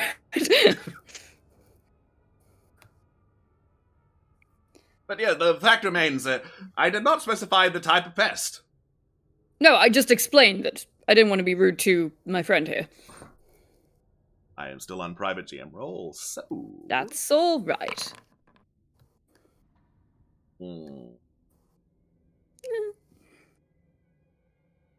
Well, I'm sure people like you have very limited time, considering your apparent fascination with it. He glares at Momo.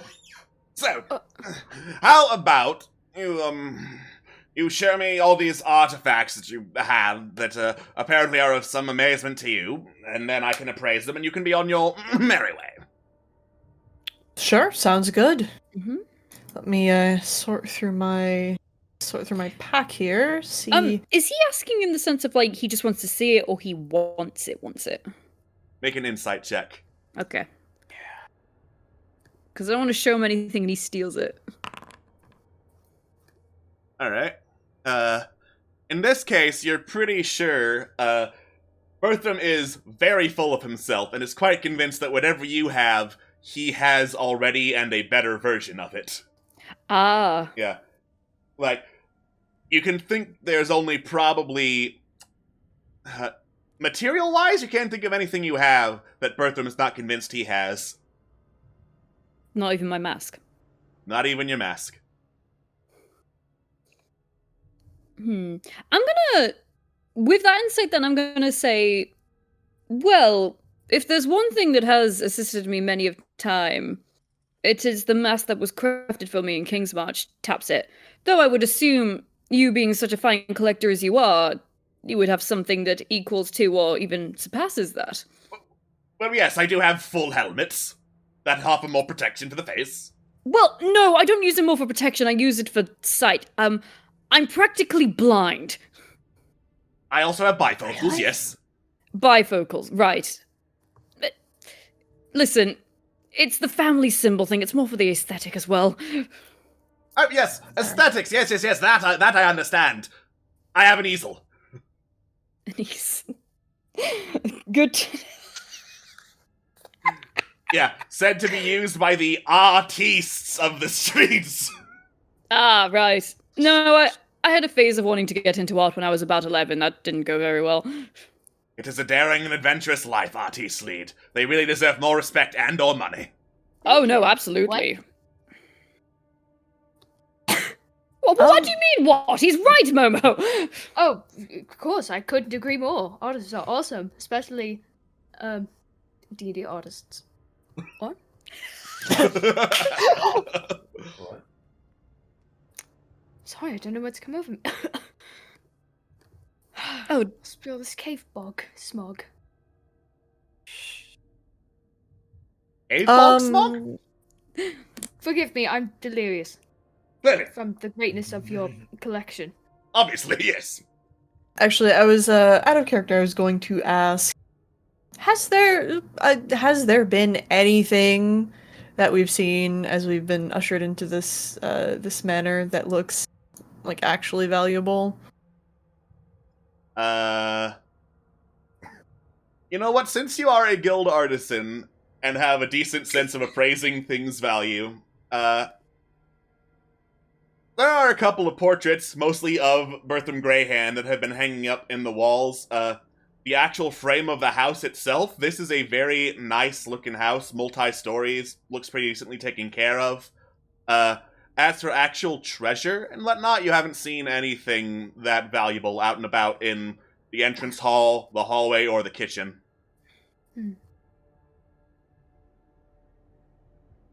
Okay, thank you.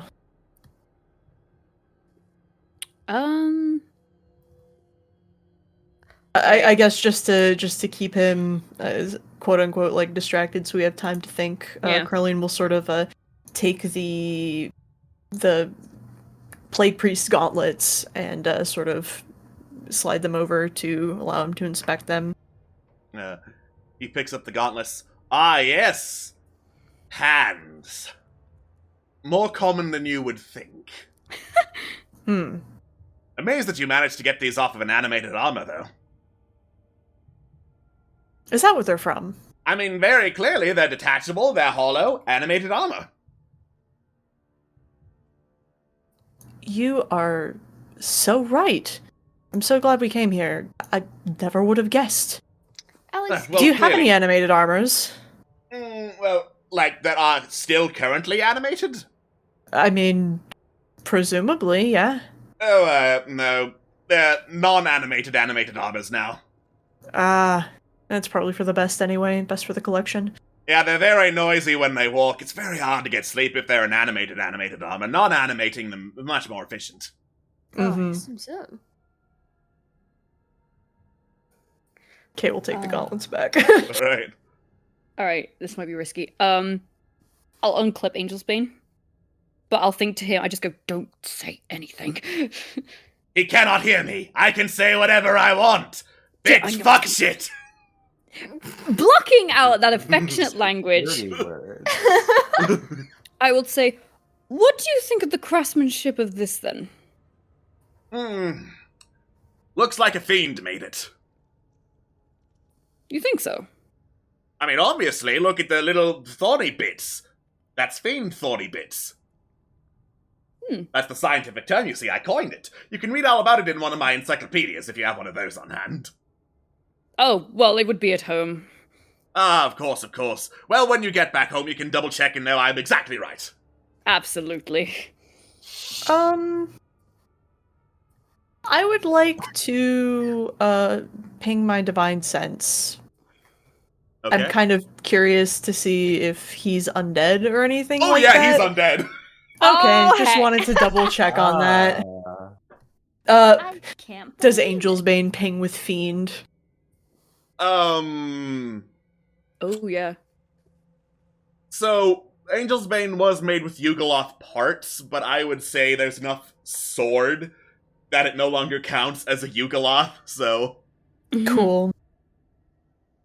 I mean, 60 feet is pretty small, but I mean, I guess I'll ask, is there anything else within range? Nope. Cool. Ugh.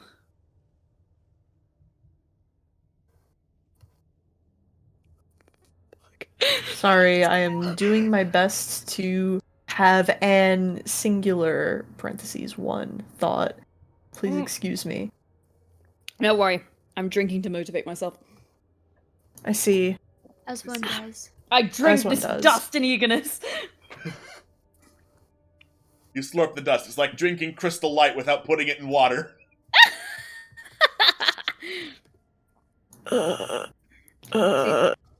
The problem is with being a new party member is I barely have anything.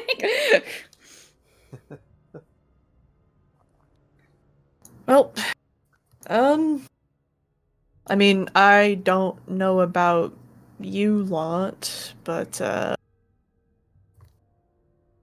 mean, does anyone else have anything to, bring up? I mean, I know you already got the biography signed, that's what you wanted to do. Mm-hmm. We already had the things looked at, which was very helpful. You, Momo, do you have anything? Not in particular. Other than he kind of gestures at his whole body, other than myself. There is the whole of you, and that is very interesting, yes. Thank you. Shoves Momo forward. You shove Gosh. Momo onto the table. Oh, well, now he's covered in gravy! Is Honestly. that what he calls it? Like I said, pretty much blind. You can at least smell gravy!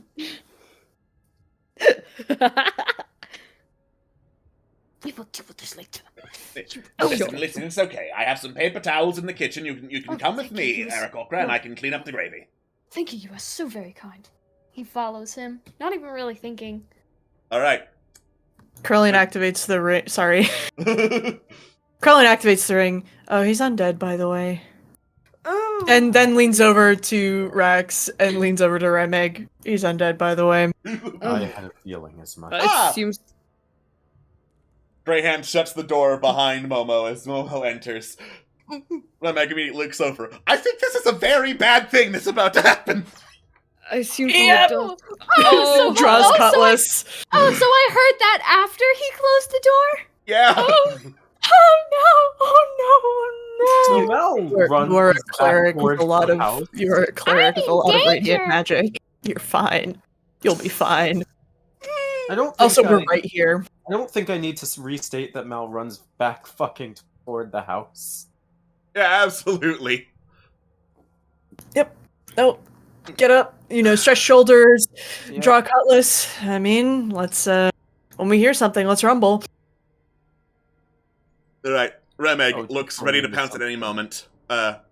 Greyhand turns to Momo.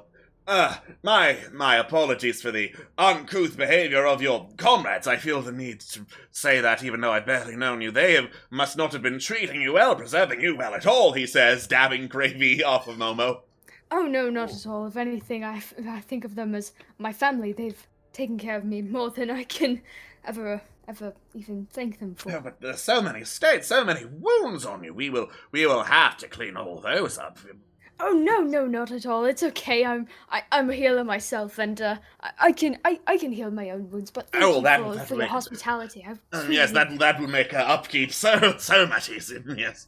Oh, certainly, especially with how rowdy they can get. You know. Oh, yeah. No, you don't have to worry about them any longer. Excuse me, pardon me. You are a most rare specimen, and I happen to be in the business of keeping and taking care of red specimens, preserving them even. So you will not get anything from gravy stains or scars on you ever again. Well, while I do appreciate the offer, I really do think I should stick with my party. You know, if anyone knows how to take care of me, if it's them, you know. Clearly not. One of them is blind and shoved you into some gravy.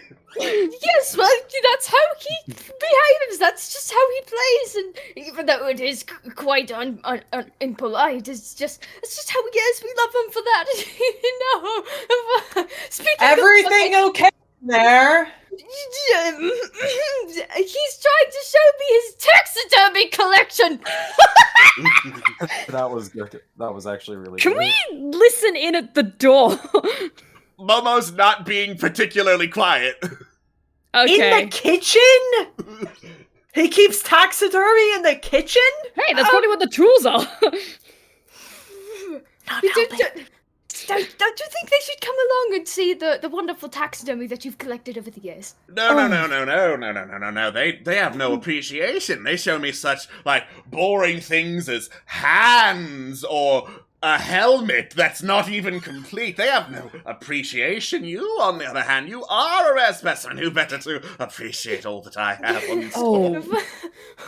Well, yes, I might be a rare specimen. I am still alive, and I would rather not be, stuffed. However, I do have something that you might find quite. He reaches into his shirt, quite amusing, and he pulls out his amulet and he holds it in his hand, in the palm of his hand, and shows it to him. Oh, no. What is this? He says, reaching for the amulet. And Momo kind of pulls back a little. This is the way I communicate with my god. My patron. So I see. I'm sure your god sounds like a very interesting person. Would love to communicate once we figure out more of how this works, of course.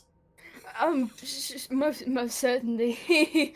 But again, I really do think we should be getting back to my friends. No. That'll hardly be necessary. Why not? They must have been ruffians before, but they could have a growing appreciation for your collection. What do you think? Count to 5? Says Crowley to the people outside. The null skull, the skeleton you were talking about. We can still be Berthram. They were very quite intrigued to see that. 5, 4, 3. 2, 1. Oh, fuck it. Go. Let's go. You charge at the door, slamming it open as Mr. Greyhand looks up.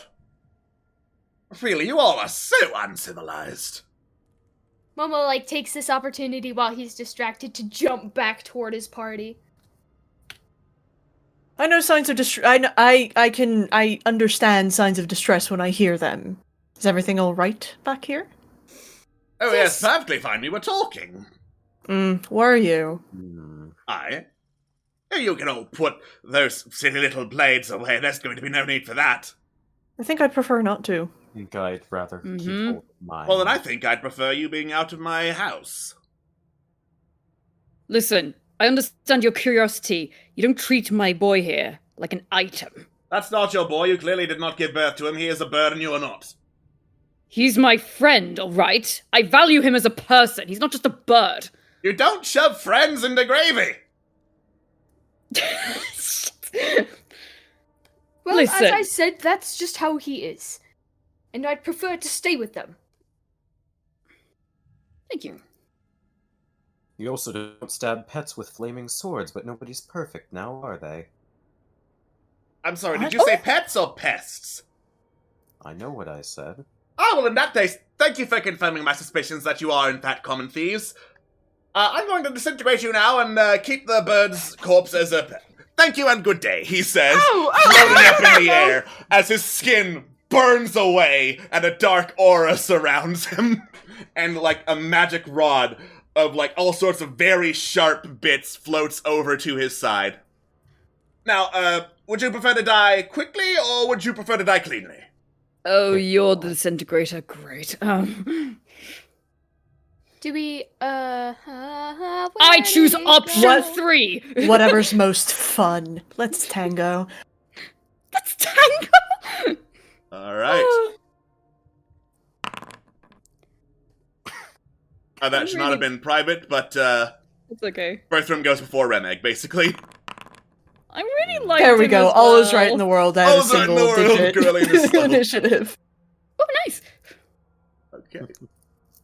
Let's get some music in here. Excellent.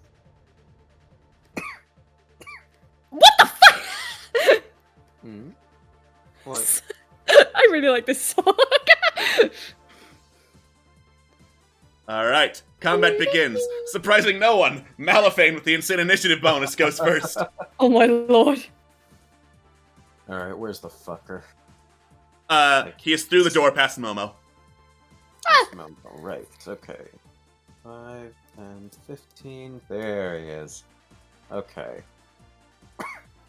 15, 20. Time to go stabby stabby. Right, and it's just me and him. So, let's see features. I can't believe he's the man with the machine gun. I see no arcane firearms. Oh, for fuck's sake. Whoop. Yeah, he... Alright, so, 11, he just, like, slowly floats off to the side. It's really cool what floating can do for you. You can dodge all sorts of attacks. And you interrupt him in the middle of his spiel by stabbing him straight in the gut with the crescent blade. Excellent. Tink! I will deal... Oh, Tink! I see. Oh. By any chance, you wouldn't happen to be, fully expecting an appearance from a Goliath. You wouldn't happen to be immune. You wouldn't happen to be, resistant to bludgeoning, piercing, and slashing effects from non-magical weapons, would you? Resistant? Try immunity, my dear boy. Ah, I see. Fascinating, fascinating. Fascinating stuff you have here. Cool. I'm gonna go now. 25, 30. By the by, magic weapons preferred? Alright. As you do so, a floating hand appears before you, dope slaps you on the back of the head, and disappears. Ow. The fuck? And bonus action to hide. Stealth. Well, let's see. Disgusting. Why not? Just so you can see what his Yeah, perception no. is. Thank you. Oh, fuck me! +9 to perception. I don't think you want a lich to fuck you. I don't think that's very satisfying. I mean, with my track record. Queen! I'm going to end my turn now. Cool. Momo. I'm sorry, I'm still reeling from that. Okay. Also, can I just from- say I appreciate the name Rich Lich? It's a fantastic name. Okay, doesn't say... Okay, I'm gonna cast from where I am. I'm gonna cast Banishment on Greyhand. Bazinga. I said Bazinga. Thank you. Alright. And then... I'm gonna strangle this motherfucker metaphorically. No, you're not. Unfortunate. Then I'm gonna step aside. And that will be... I will actually use a bonus action and cast, which is it? Sanctuary? Or... You can Nope. only use a bonus action to... It's... Spellcasting is weird. If you cast a spell on an action or bonus action, the only other thing you can cast is a cantrip on the other my bad. thing. Yeah. Alright, then that's my turn then. Cool. Raxidal.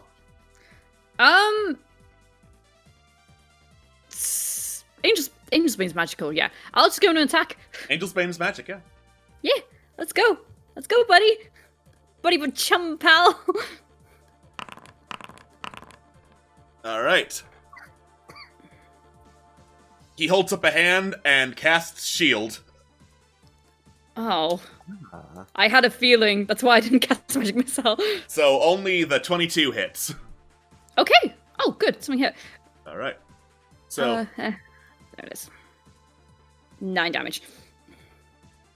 9 whole damage to him, managing to get past the shield. Greyhand chuffs a little bit.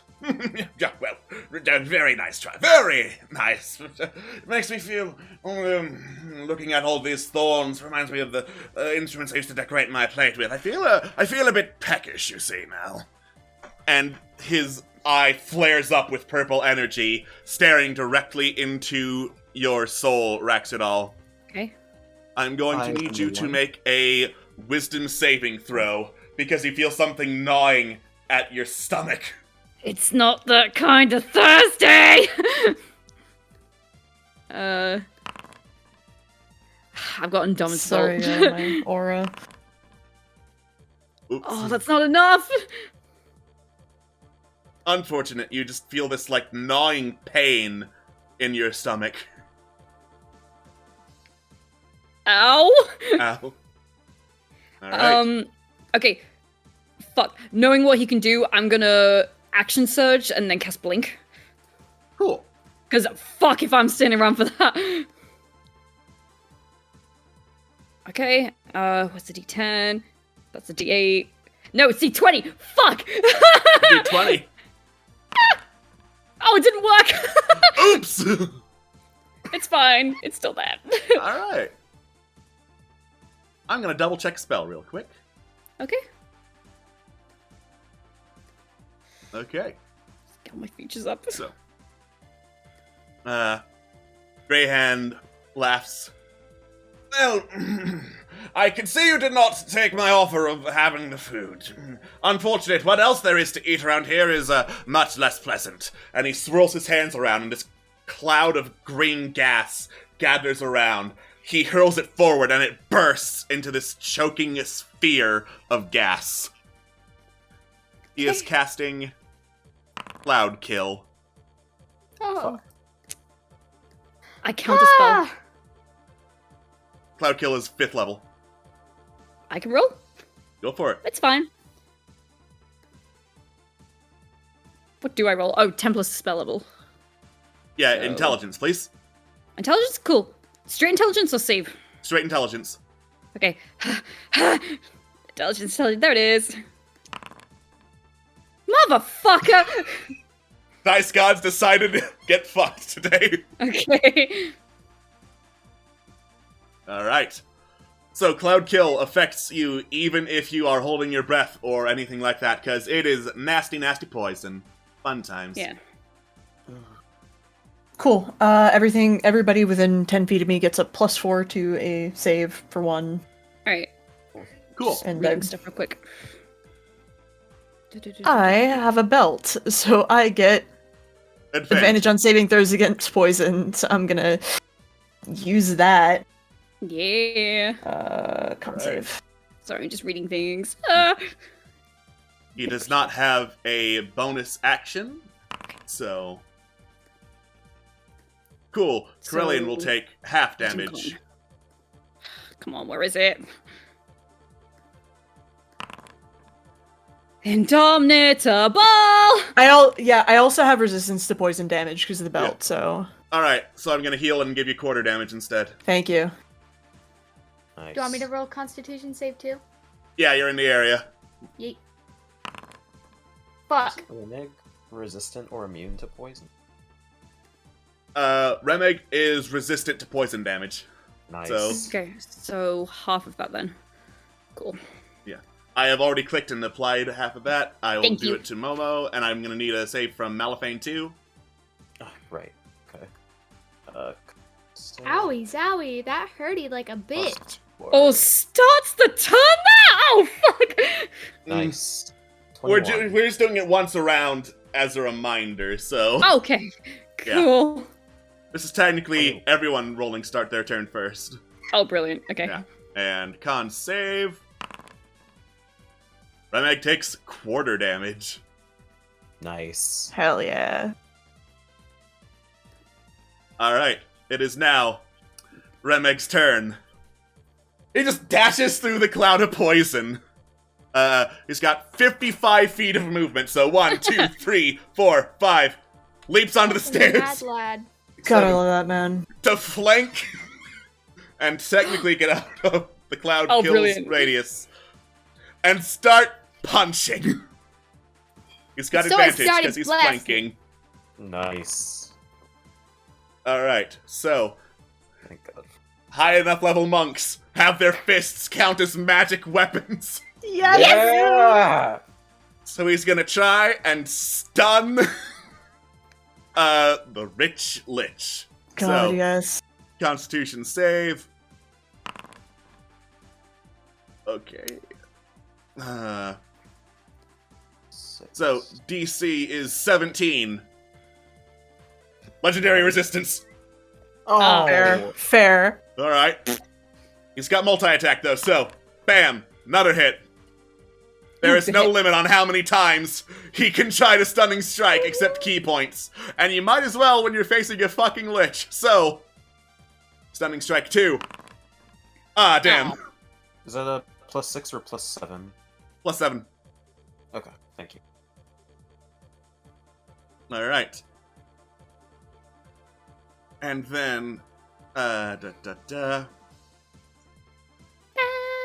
trying to determine if Remig would rather get the hell away or keep punching at this point. Mm-hmm.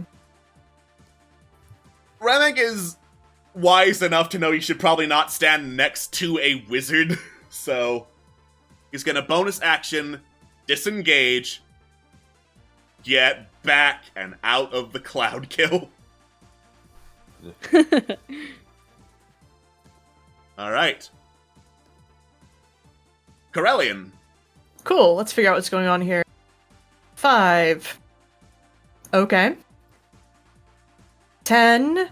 Gonna use my bonus action to do my Vow of Enmity, so I've got an advantage on the rich this lich weird over thing. here. Alright, so that's 15. So anyway, I started slashing, so give me a second. Cutlass of the Winter Queen. Alright. Shield will not help him, so the Winter Queen's a magic weapon. He does, however... Never mind. I thought it did, cold damage for whatever reason, even though I made the damn thing. So... There's some damage. There's some damage. Oh my god. Cool. You know, I think I'm also going to use a first level spell slot to smite, and also he's undead, so I get an extra d8 on that, right? Yep.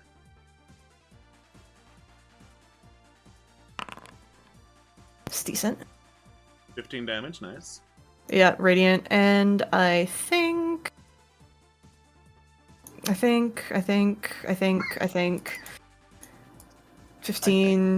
20, 25. I'll risk it for the 30. Cool. He spins a staff around and takes a swing at you. Alright. It's actually a rod, my bad. Nice. Rod of Indulgence. Love that. Hmm. You feel a pain in your stomach as he slams it into you. Ooh, that was a good one. It was! Now, then I tire of hanging around with the likes of you people. I shall go somewhere else. Adieu! He legendary action Misty steps into the cloud kill. Into the cloud kill. Huh? He's undead, he doesn't need to breathe. Fair enough. Oh god. Okay.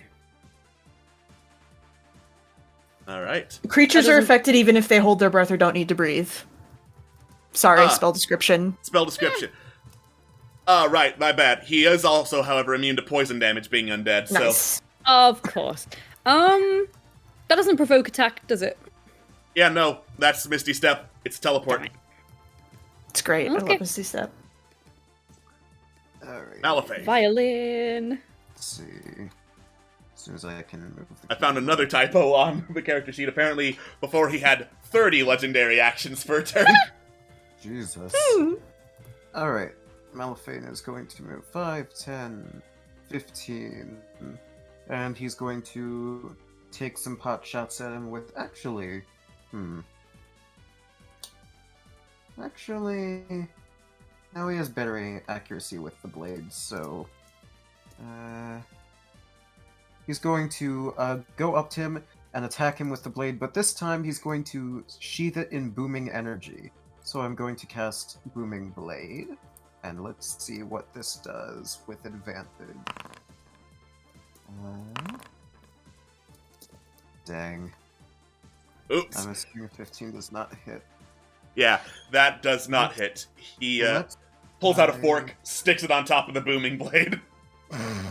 Alright, well, let's try something else. Let's try it with... Where's my feature?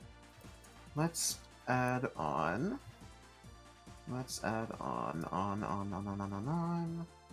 a precision attack to that. Or two.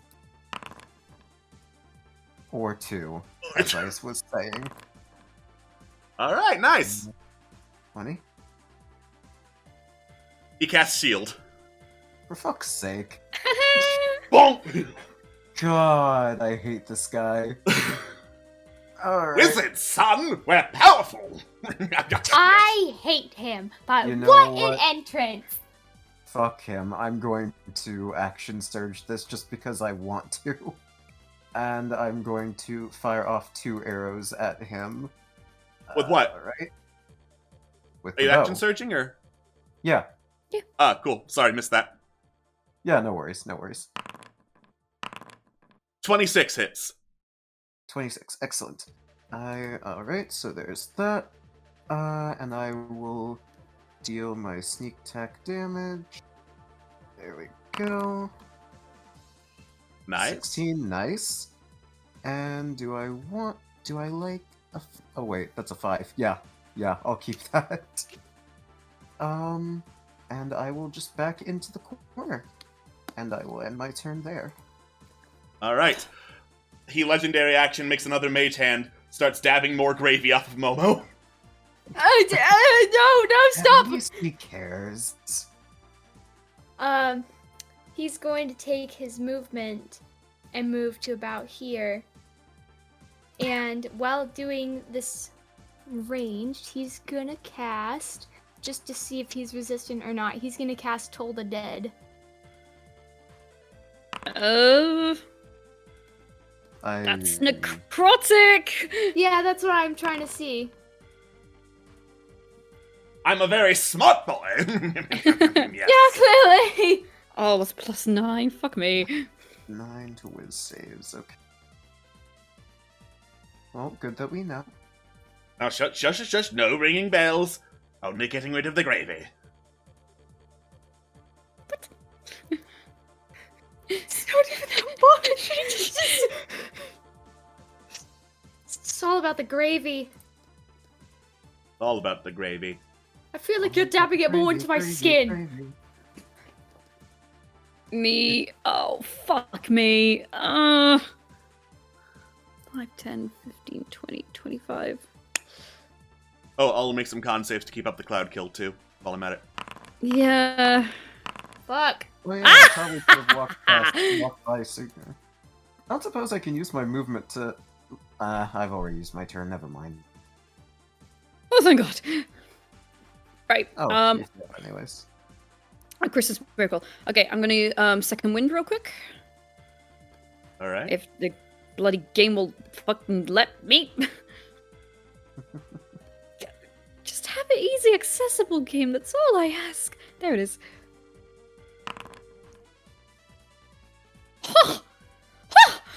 Oh, it's sexy. That's some sexy healing right there. That's Oh, good beautiful. Okay, wrong. 5, 10. Yeah, I'm just gonna carry on. Proceed. Calm and carry Fuck on. it. I'm a brave boy. I'm a brave boy. Not I'm brave brave enough for boy this. Not brave enough for this! Oh my Damn it. god! 22 hits. Yeah, 11. Shit. All right. Also, just to remind you, Eldritch Strike activates disadvantage on next saving throw it makes against a spell you cast, which Nice. isn't a lot of spells, so yeah. Okay. But it's there. But it's there. And then, is he doing anything or not? He still looks as doddery and giggly as ever, despite being hit with a whole lot of things. He's such a teenage girl. Motherfucker! I'm just like, why isn't this working? Performance issues. Right? I'm gonna flip a coin real quick.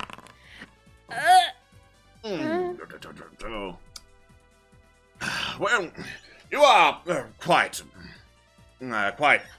quite insistent upon keeping this little bird of yours from my hands. That is most unfortunate. I suppose the only real way to settle this is the old ways of the kings. We shall cut the bird in half, What? but failing Don't. that, Hey, we shall disintegrate him. No, don't disintegrate him! hey. What's the point of disintegrating him? Fuck me! Oh my god! Okay, Momo, please make that save.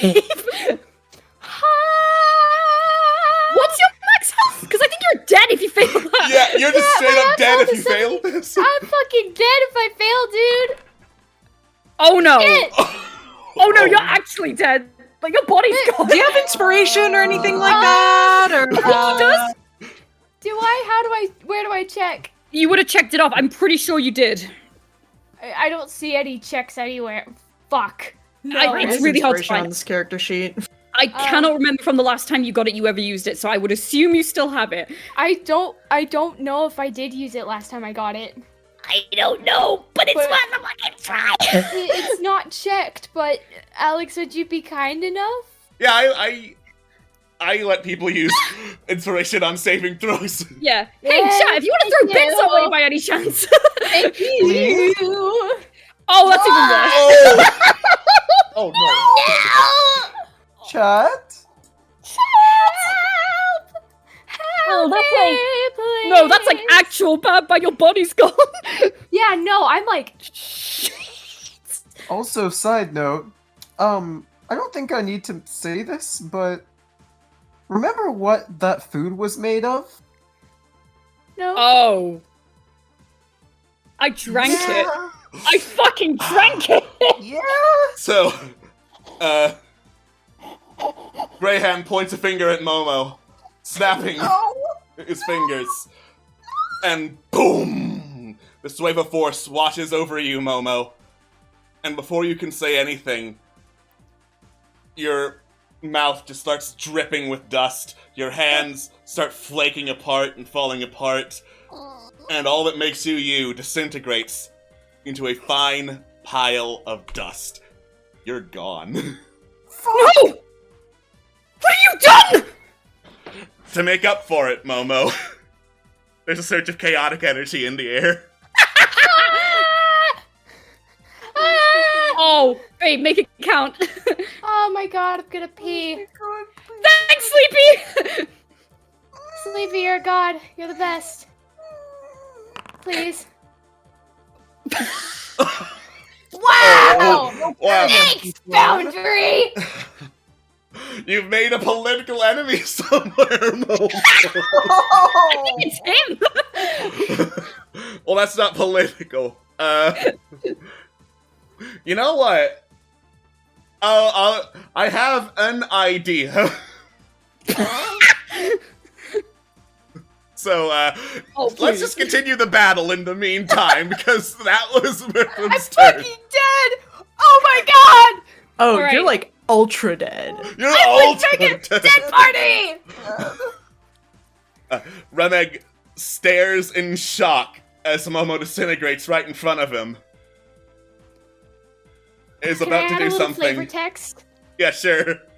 As he's disintegrating, as the last parts of him are going, he turns towards Corellian and looks him in the eyes. And you just see sorrow as he. Yeah. Remig looks about to charge but then sees Momo look at Corellian, turns to Corellian. This one's all you.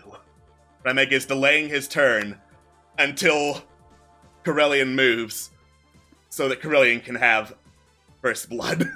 Alright, let's fucking go. 5, 10, 15, 20, 25, 30. Let's have some fucking fun. Alright. Fuck him up. Oh my god. Tragic! Unfortunate. Oh my god. I don't believe I have any. If I have inspiration, I don't know where it is, so there's that. Let me see what I have on my bonus actions real fast.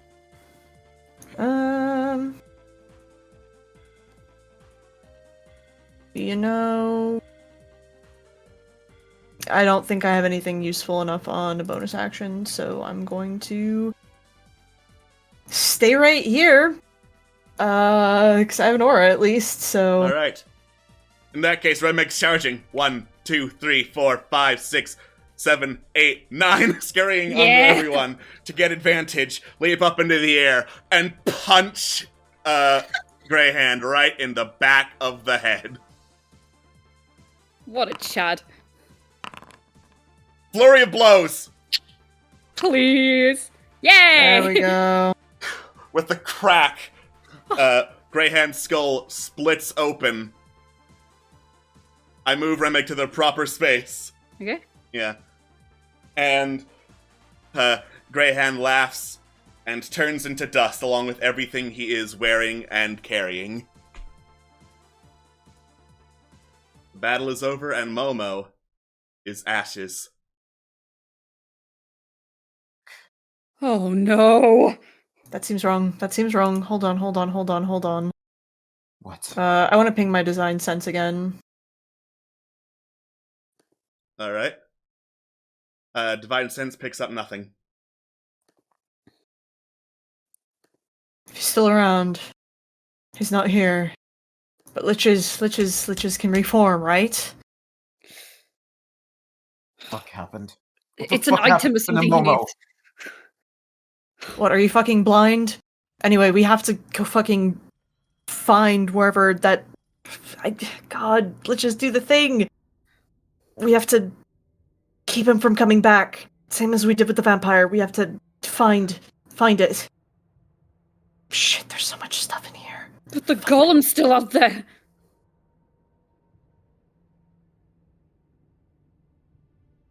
Fuck.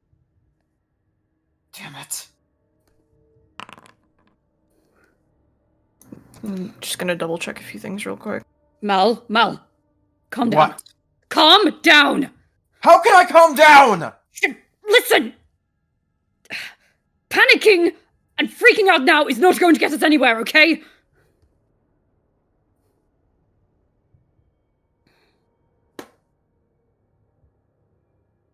Shit, I don't think... Fuck are we going to do then? We listen to Corellian. We find this thing, okay?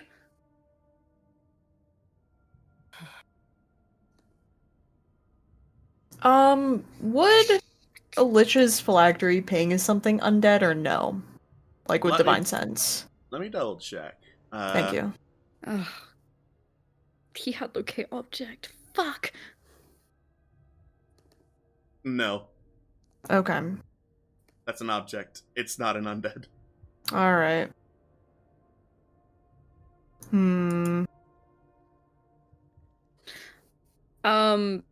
I'm gonna cast Flock of Familiars again. Because we need all the help we can get now. Alright.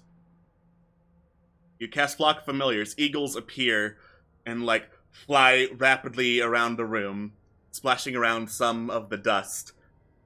And they can see the glow of something coming down the second floor stairs towards the ground floor. It's coming.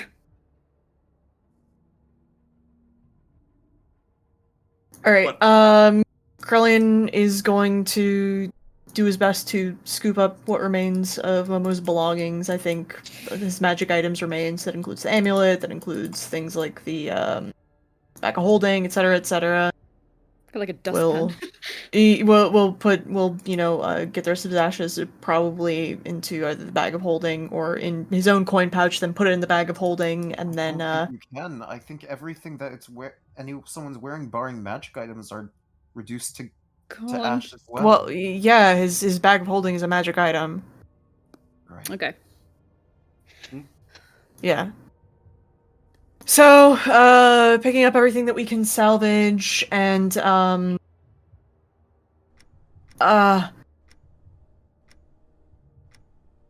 what does it take?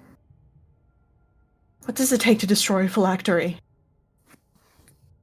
Can we roll? Light this whole place on fire. Religion check. Sure, why not? Right. Of course.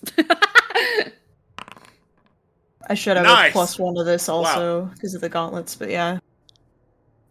So, you all are inspired and full of rage at the loss of Momo, and you rack your brain for any tales of liches that might be of any use whatsoever. From what you remember of phylacteries, as I go look up to make sure I'm not wrong, phylacteries can be basically any object. They will have incredible arcane power and ping very, very loudly to anyone who's familiar with it. But they can be basically anything. However, when it comes to destroying it, usually some kind of special item, weapon, or ritual is needed. Some kind of thing specifically made as a counteractor to the phylactery in the process of making it that can break through and shatter it and release any of the souls trapped inside, because you need to feed souls to phylacteries. That is one of the stories you remember about phylacteries. Now, before I say anything more, we're gonna transition away from here for a second, actually. Huh? Momo, you have made a political enemy. What? You wonder who it could possibly be in your last moments of life as that chaotic surge falls upon you. Who would be a political enemy that matters as you disintegrate and your soul goes to the realms beyond? Who on earth would have you as an enemy? After all, what have you done? You've been a cleric, you've tried to help people. I'm sure you've made some mistakes along the way. You've animated a couple of bears. Nothing any growing boy unfamiliar with these powers wouldn't do. You've passed beyond the veil of death before, Momo. This time, you open your eyes in the middle of it, and I would say what you see looks relatively clear, but that's not quite the real word. Everything around you is dark and grim, like decaying and fading. You see echoes of the mansion you were in, but it's crumbling into the ground, into this, like, vast ocean below of roiling, dark, black waves. And there is one staircase still intact, fully intact, even though bits and pieces of it are crumbling for, like, aesthetic purposes off to the side. The staircase leads upward, beyond which you cannot really see Momo. And standing before the doorway is this very burly man in a thick black leather cloak, hood pulled down, casting him entirely in shadow, standing before you and staring. Hello? He takes a tiny step forward. Do I recognize, does his energy feel familiar to me at all whatsoever? His energy feels very, very dark, Momo. Oh. Almost sorrowful, you can read from him. He takes the slightest glance upward to stare directly into your eyes, Momo, almost peering straight through you. He like freezes after taking that step. You've passed this way before, says the figure. What? This is not the first time you have come to the gates.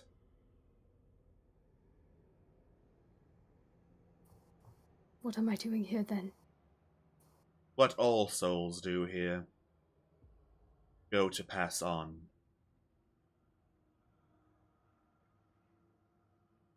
Okay, and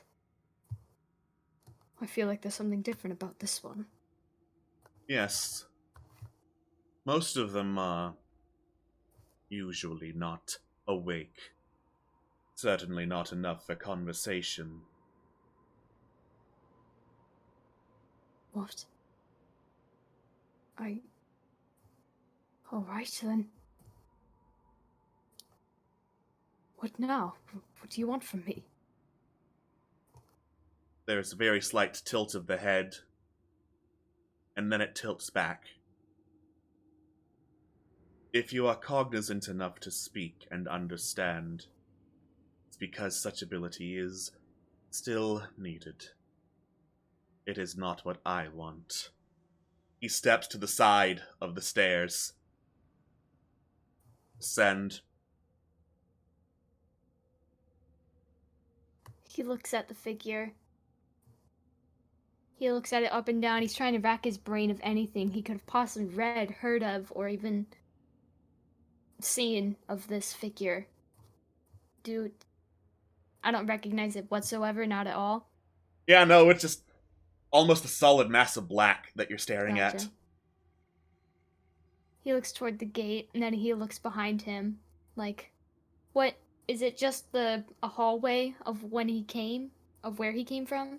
You look behind you and the hallway is completely collapsed.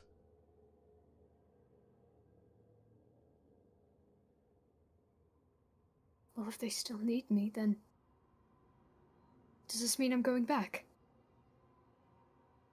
Ascend, he says, once more, Momo gesturing looks with at his the head gate. towards the stairs.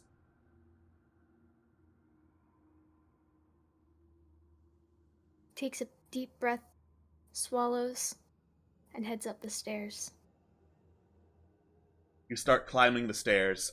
Your footsteps echo as you go, the clack-clack of your talons ringing out against the stone, just reverberating around the vast, dark space around you.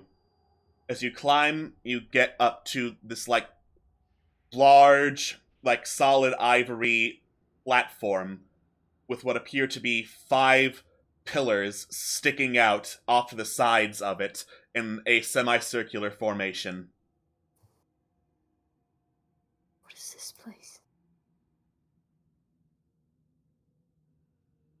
What do the pillars have anything on them, like any writing or encryptions or statues? They have, various kind of lines going up and down, side to side, in, semi-recurring patterns, nothing you can discern as being anything super magical.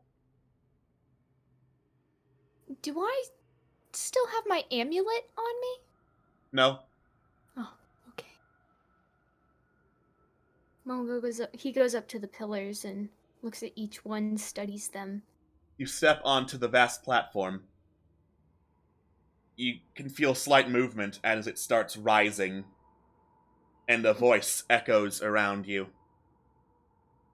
You have been quite the interesting one during your short life, Momo Vol. Formerly Sans Vol, but that was taken from. So much has been. Who's there? Show yourself! The pillars start moving, curling inward, so that they move vertically.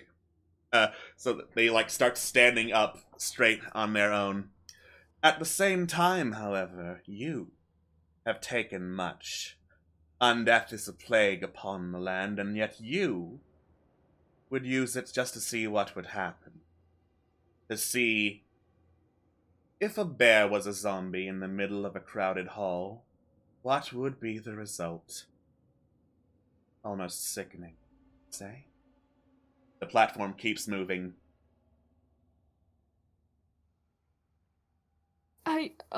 He just tries to keep balance as the platform moves, and he hears these taunts and these critiques of himself, and he's just confused and just wants to know what's happening, and he's listening and taking it all in. He's looking around wildly as these pillars and these voices are talking to him. The gates of death have opened for you before, Momovol, and here they are open again. This time, however, I have provided a brief pause in the procedure, long enough to see what I can truly make of you, you little anomaly, in the face of life and death. The platform stops moving, the pillars curl towards each other, forming like this solid wall of vertical. Turn around, Momovol. He turns around, eyes wide, preparing to see whatever he's about to see. Before you, spanning the horizon, is the masked face of a woman. Her mask made of like pure, like pearl, alabaster, ivory, some kind of white substance, with the painting of a raven on the forehead.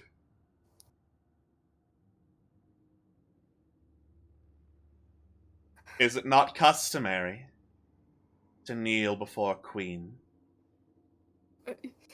Yes, Your Majesty. And he gets down on his knees, or he kneels before her, his tail feathers spreading out, revealing all their colors, along with his wings, shrouding him in a bit of shadow. Wow. Look at you now, you who have toyed with life and death. Now you end up where so many have fallen at your hands, I might add. I am curious, how does it make you feel? Guilty? Sad? Perhaps? Now that you've room to think, I am quite curious what thoughts go through the head of the last Aarakocra of Irion. He swallows. I've taken many lives, whether it be deserved or not. But even though I shouldn't be the judge of who deserves to live and die, I have taken lives of those I've just for experience, just for experiments. How cruel, how despicable it was. Death is just as precious as life, yes. Yes, Those resting ought to stay that way. I agree. If I could take it all back, I would. If I could do it differently, I suppose. Instead of being so morbidly curious, I could have at least tried to learn how to use it in helpful ways. I tried, but There are look where it got me. plenty of helpful ways, Momovol. Resurrecting the dead, not animating it, has been done plenty of times. You, on the other hand, chose to create monsters and blame it on a dagger that cannot speak. He winces at this, just.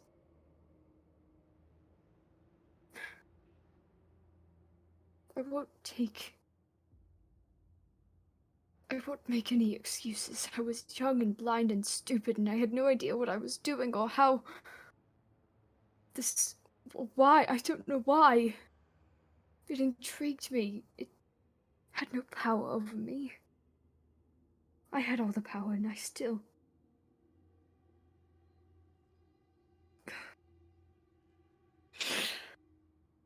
You expect excuses to draw tears from a raven. No. Like I said, I'm not here to make any excuses.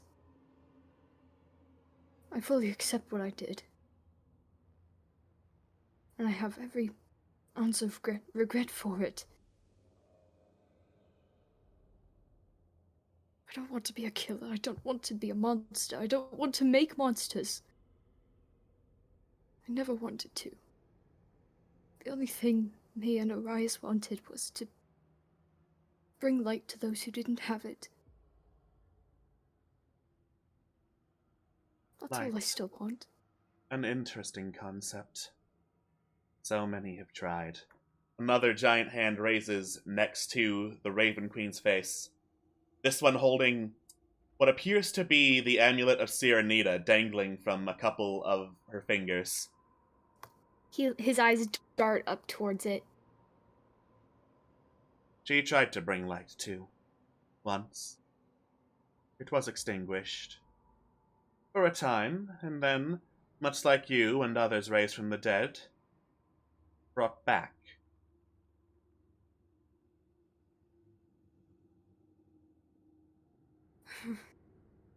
Dead gods ought to stay dead, Momo.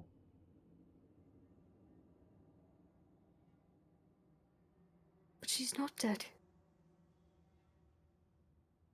There are still others. There's more Heracocra. Aarakocra with no knowledge of her. Young babies with barely the capacity to form any memories, let alone those of religious nature. I could have taught them.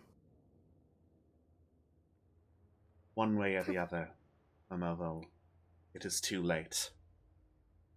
I bring you here to see what you would do. And I shall. Before you pass through the gates, before you are finally beyond the material plane. A choice you will make. To show me your character. And it is quite a simple one. Who shall return to the darkness beyond, Momo? You? She turns to the amulet. Or her?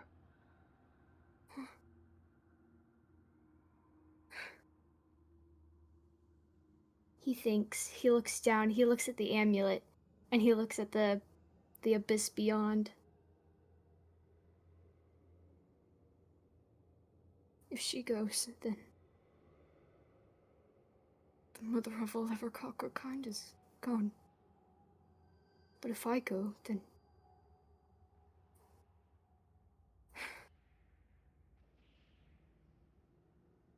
at least she'll still have someone to protect.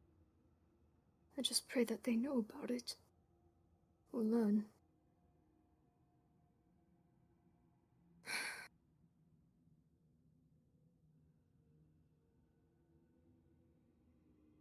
You say dead gods should stay dead?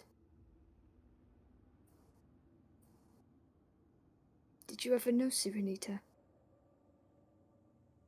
Before my time. I see.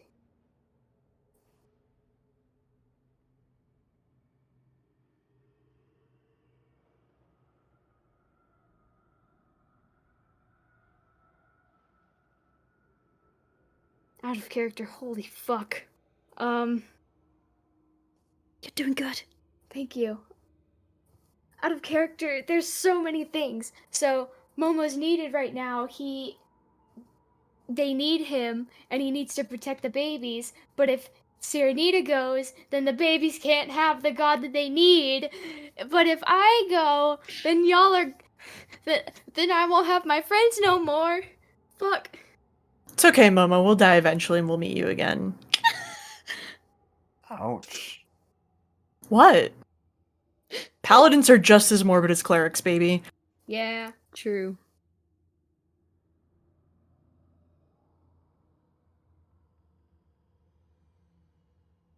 I'll go.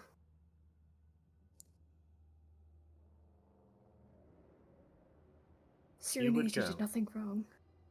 She only tried to protect me, and I was foolish and blind to her help. To her light that she tried to shine for me, and look where it got me. Look where it got everyone else. They're trying to bring good to this world, and all I am is a distraction.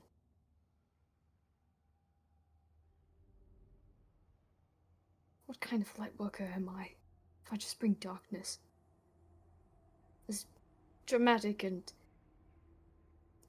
as that sounds, it's just... After everything, after all of this time, that's how it feels. I don't expect any sympathy. But I at least hope that you understand. The Raven Queen's hand closes around the amulet. It disappears. There is silence.